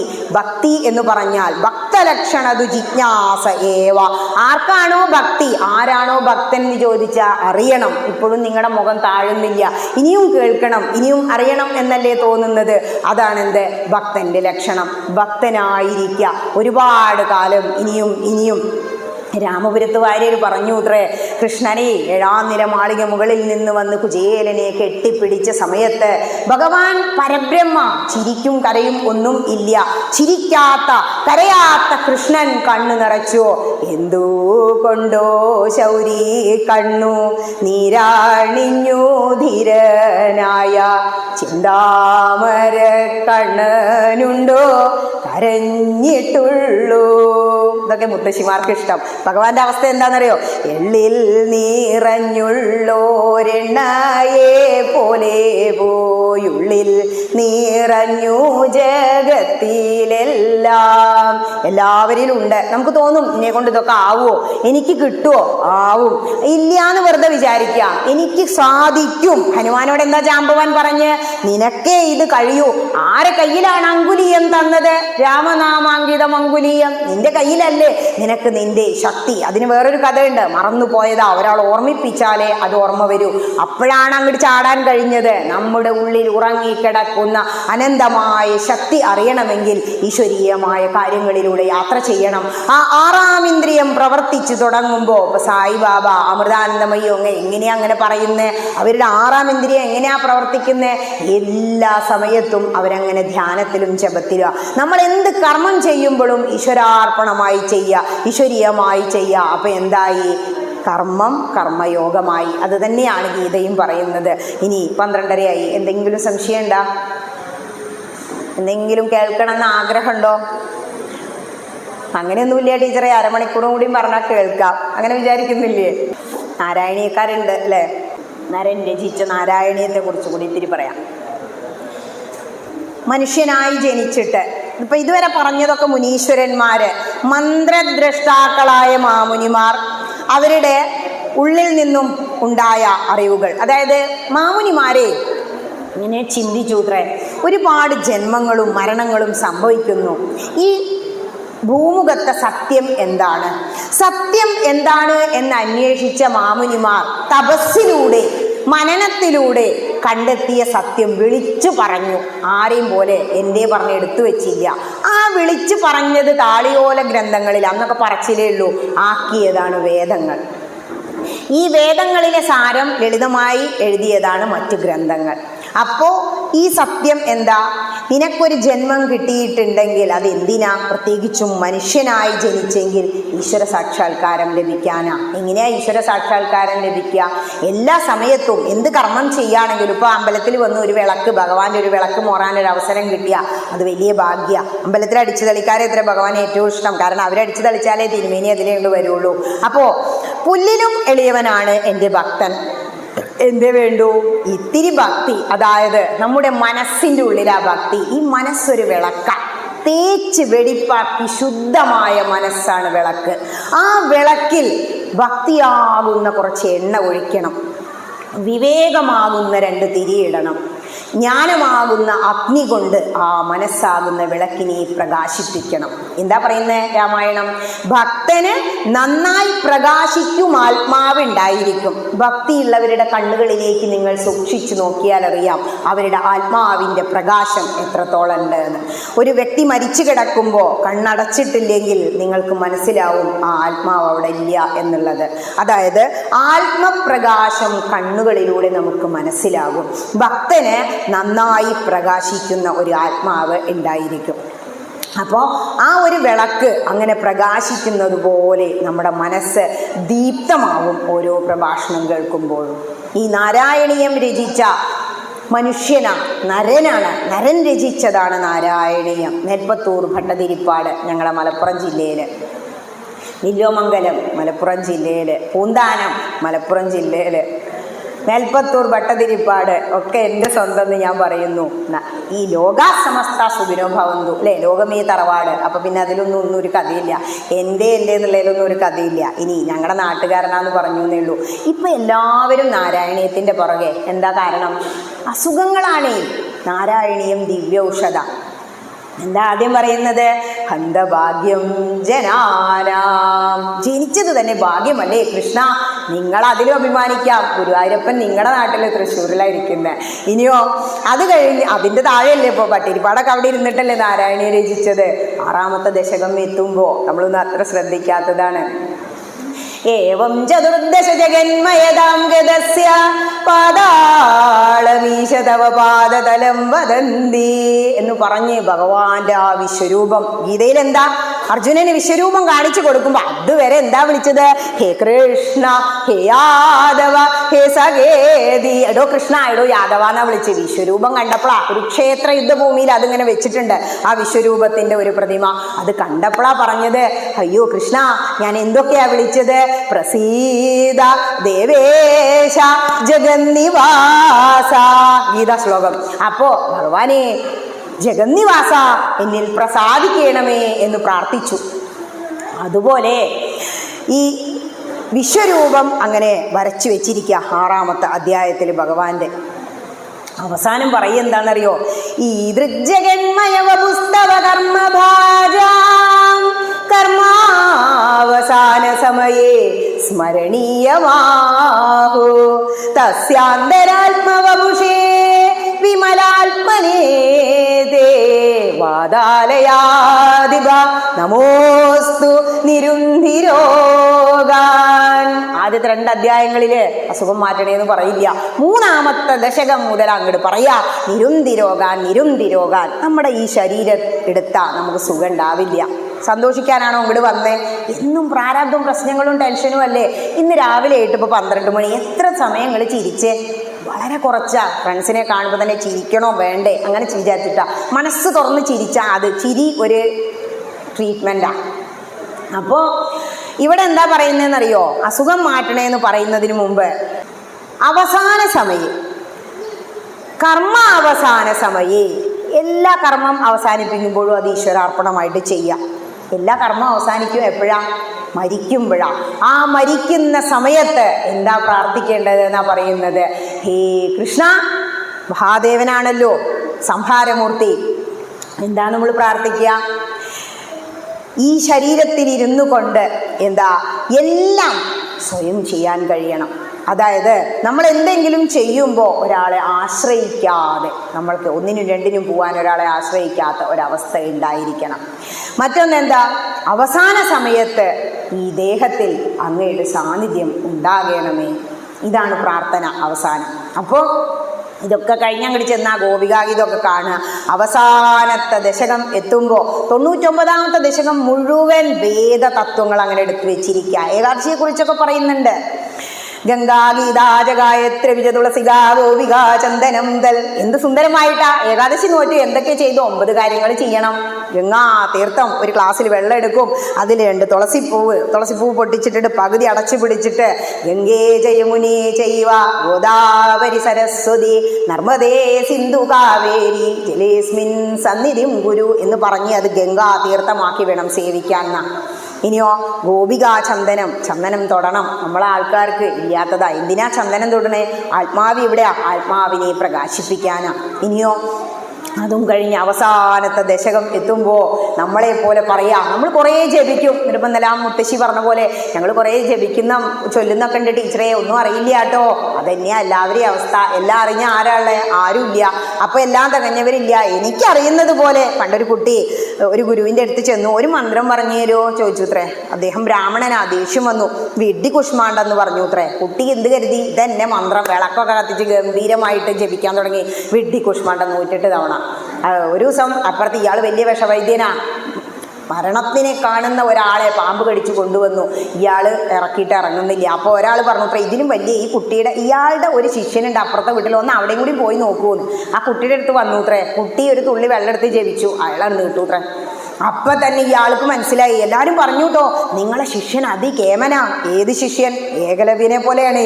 അപ്പം ഇങ്ങനെ അന്നൊരു മന്ത്രം പറഞ്ഞു കൊടുത്തില്ലേ വെഡ്ഡിക്കുഷ്മാണ്ഡം. ആ കുട്ടി അയാളെ അപ്പഴേ ഓടി വന്ന് നമസ്കരിച്ചു അത്രേ. എന്താ? നമ്മൾ എന്തിനാണോ വിശ്വസിക്കുന്നത് അത് തന്നെ. ഒന്നും വ്യതിചലിക്കേണ്ട ആവശ്യമില്ല. ഗുഹൻ എന്താ ചെയ്ത്? കടിച്ചു നോക്കി മധുരണ്ടോന്ന്, എന്നിട്ട് കൊടുത്തു. നമ്മളെന്താ മനസ്സിലാക്കിയ? ഇച്ചിലായി. ശബരി അങ്ങനെ തന്നെ ചെയ്തു. അത്രയേ ഉള്ളൂ. നമ്മുടെ മനസ്സിന് തൃപ്തി തോന്നുന്നത് എന്തോ നമ്മളത് ചെയ്യാം. എനിക്കിത് ശരി ആണ്, ഇങ്ങനെ ചെയ്താൽ ഭഗവാൻ സ്വീകരിക്കും, അത് തന്നെ ചെയ്യാം. രാമായണം വായിക്കുമ്പോൾ തന്നെ സംശയ. ചിലർ പറയും രാമായണം സന്ധ്യയ്ക്ക് വായിക്കരുത്. വിളക്ക് വെക്കുമ്പോൾ രാമായണം നമുക്ക് വായിക്കാൻ വയ്യല്ലോ. നമ്മൾ വിളക്ക് വെക്കല്ലേ, ദീപം ചൊല്ലുമ്പോൾ ലൈറ്റൊക്കെ അണയ്ക്കും, നമ്മളിങ്ങനെ പ്രാർത്ഥിച്ച് എഴുന്നേറ്റ് എല്ലാവരും നിൽക്കും. അപ്പം നമ്മൾ വായിക്കുന്നില്ല. അതവിടെ കൊണ്ടുപോയി വെച്ച് കഴിഞ്ഞാൽ ഇത് നിവർത്തി എങ്ങനെയാ തുടങ്ങേണ്ടത്? ഏത് ഗ്രന്ഥം തുടങ്ങുമ്പോഴും ആ ഗ്രന്ഥം രചിച്ച മഹർഷിയെ, അത് നമുക്ക് അതുകൊണ്ടല്ലേ കിട്ടിയത്, ആദ്യം ഒന്ന് ധ്യാനിക്കുക. അപ്പം എന്താ? കൂജന്തം രാമ രാമേതി മധുരം മധുരാക്ഷരം ആരുഹ്യ കവിതാശാഖാം വന്ദേ വാൽമീകി കോകിലം ധ്യാനിച്ചു.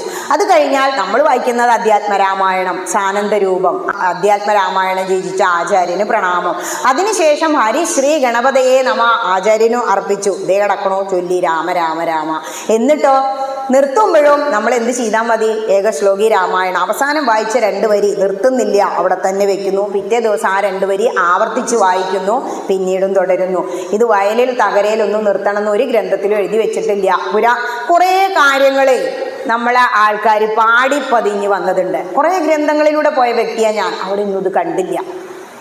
സന്ധ്യയ്ക്ക് രാമായണം വായിച്ചാൽ പടിയില്ലെങ്കിൽ എനിക്ക് രാമായണം അങ്ങനെ പറയാൻ പറ്റില്ല. ഞാൻ എന്താ വെച്ചാൽ എൻ്റെ +2 സമയത്താണ് രാമായണം വാങ്ങണത്. ആ സമയം എൻ്റെ വീട്ടിൽ അച്ഛൻ എന്നും രാമായണം വായിക്കായിരുന്നു. അച്ഛൻ മരിച്ചപ്പോൾ ഈ രാമായണം എന്ത് ചെയ്തു? കൃഷ്ണൻ എടുത്തു കൊടുത്തു അമ്മ.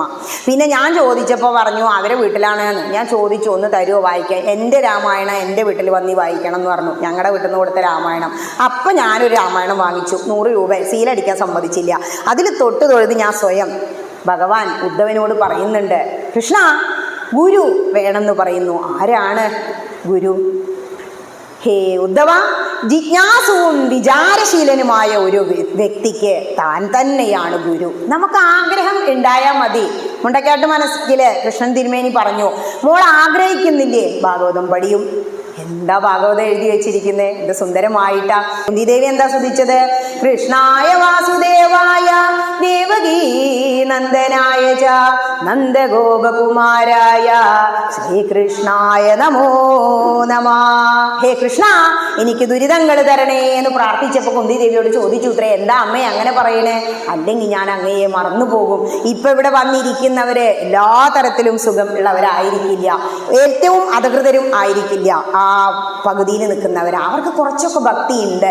പക്ഷേ കുറച്ചുകൂടി അറിയണം, ഒരുപാട് അറിവ്.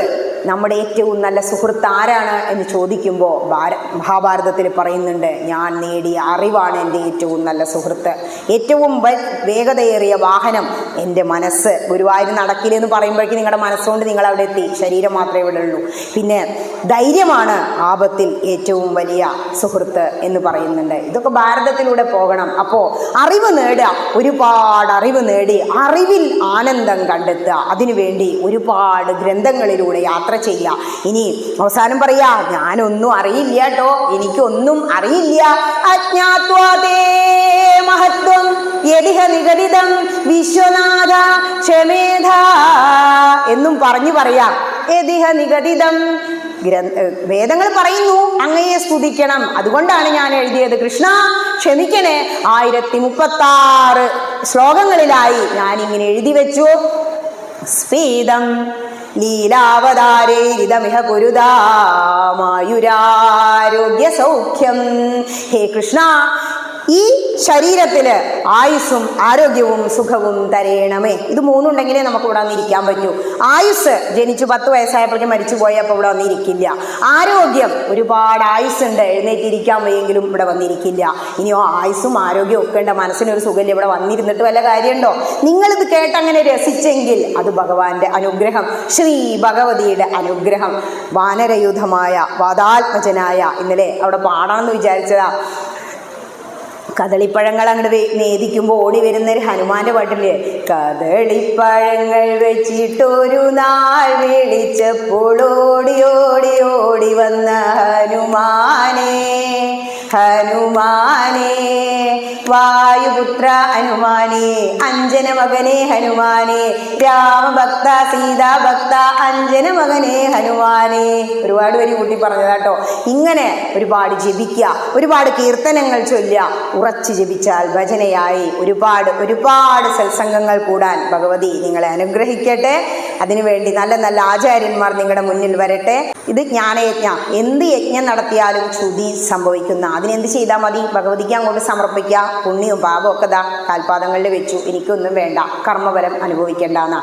അപ്പോൾ കൃതം ത്രേതം ദ്വാപരം, വലിയ വലിയ യാഗങ്ങളും യജ്ഞങ്ങളും കഠിനമായ തപസ്സും ചെയ്താലേ മോക്ഷം കിട്ടിയിരുന്നുള്ളൂ. പക്ഷേ നാരായണീയം പറയുന്നു, നാമജപം ഒന്നുകൊണ്ട് മാത്രം നമുക്ക് എല്ലാ പ്രായശ്ചിത്വവും ചെയ്യാൻ കഴിയും. എന്ത് പാപം അറിഞ്ഞോ അറിയാതെ ചെയ്താലും, നമ്മൾ പറയും പാപമൊന്നും ചെയ്തില്ല, നടന്നു വരുമ്പോൾ ചെറു ജീവികളെ ചവിട്ടിക്കൊല്ലുന്ന അറിയാതെ, പാപാണത്, അഗ്നി പോലെയാ. നാമങ്ങളും പാപങ്ങളും അറിഞ്ഞു തൊട്ടാലും അറിയാതെ തൊട്ടാലും കൊള്ളും. സർവ്വ പാപങ്ങളും തീർക്കാൻ പ്രായശ്ചിത്തം പറയുന്നുണ്ട്.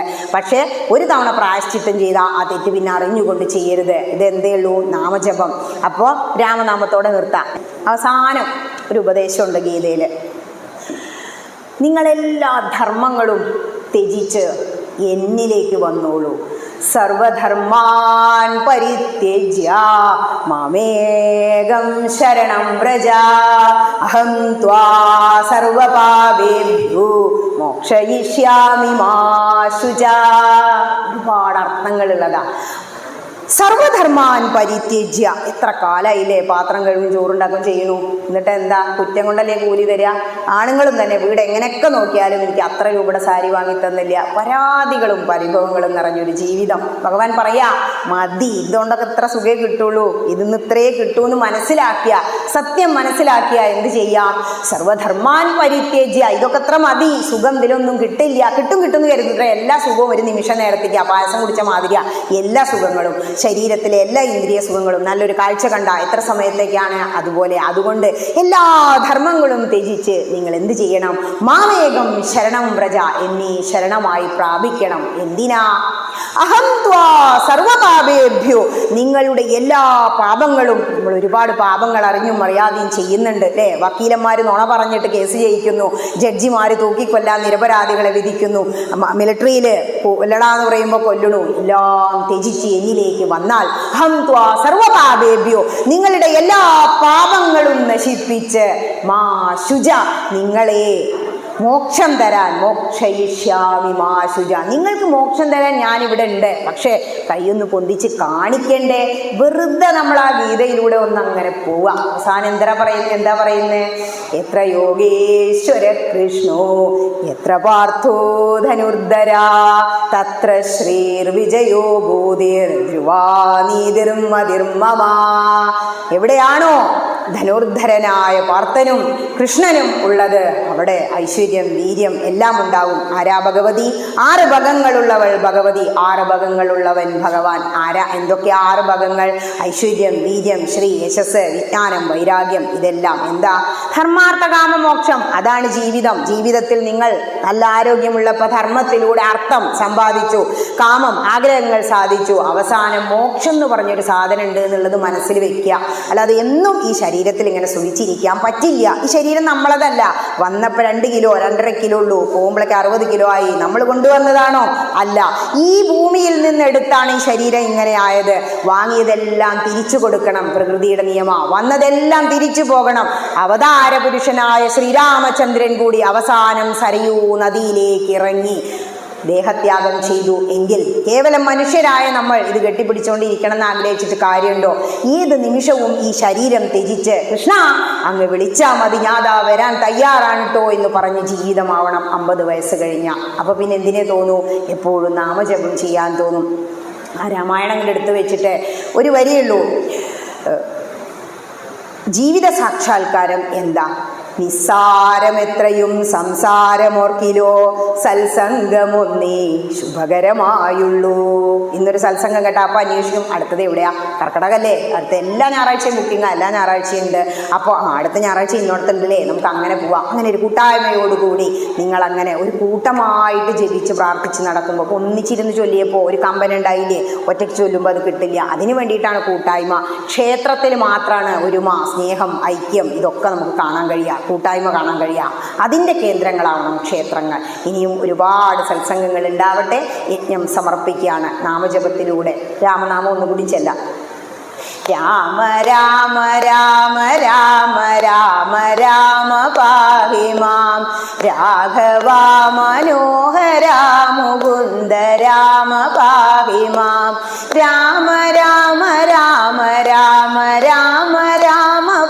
പാഹി മാം രാമപാദം ചേരണേ മുകുന്ദ രാമ പാഹി മാം. ഹൈന്ദവൻ മാത്ര ലോകത്തിന് മുഴുവൻ സുഖാവണെ പ്രാർത്ഥിക്കൂ. അല്ലാതെ ഒരിക്കലും ഹൈന്ദവ സമസ്ത സുഖിനോ ഭവന്തു എന്ന് പ്രാർത്ഥിക്കില്ല. അതാണ് നമ്മുടെ മഹർഷീശ്വരന്മാരുടെ ദീർഘദൃഷ്ടി, വിശാല മനസ്കത. ഹിന്ദു എല്ലാവരെയും ശ്രീനാരായണ ഗുരുദേവൻ പറഞ്ഞ് എല്ലാവരെയും അടിച്ച് അകത്താക്കണം, ആരെയും അടിച്ച് പുറത്താക്കരുത്. നമ്മളെന്താ ചെയ്ത് എല്ലാ ജീവികളെ അടിച്ചകത്താക്കി? അതല്ല, എല്ലാവരെയും ചേർത്ത് പിടിച്ചു. എത്ര ആൾക്കാർ നമ്മളെ ഇവിടെ വന്ന് ഇൻവേഷൻ ആക്രമിച്ചു. ഹിന്ദു ഭാരതം ഏതെങ്കിലും ഒരു വിദേശ രാജ്യത്തെ ആക്രമിച്ചോ? ഇല്ല. എല്ലാവരെയും സ്വീകരിച്ച് ചേർത്ത് പിടിച്ചു. നമ്മുടെ ഗ്രന്ഥങ്ങൾ അവർ കട്ടുകൊണ്ടുപോയി, അവരെ മ്യൂസിയത്തിൽ കറുത്ത തുണികളിൽ പൊതിഞ്ഞു വെച്ചു.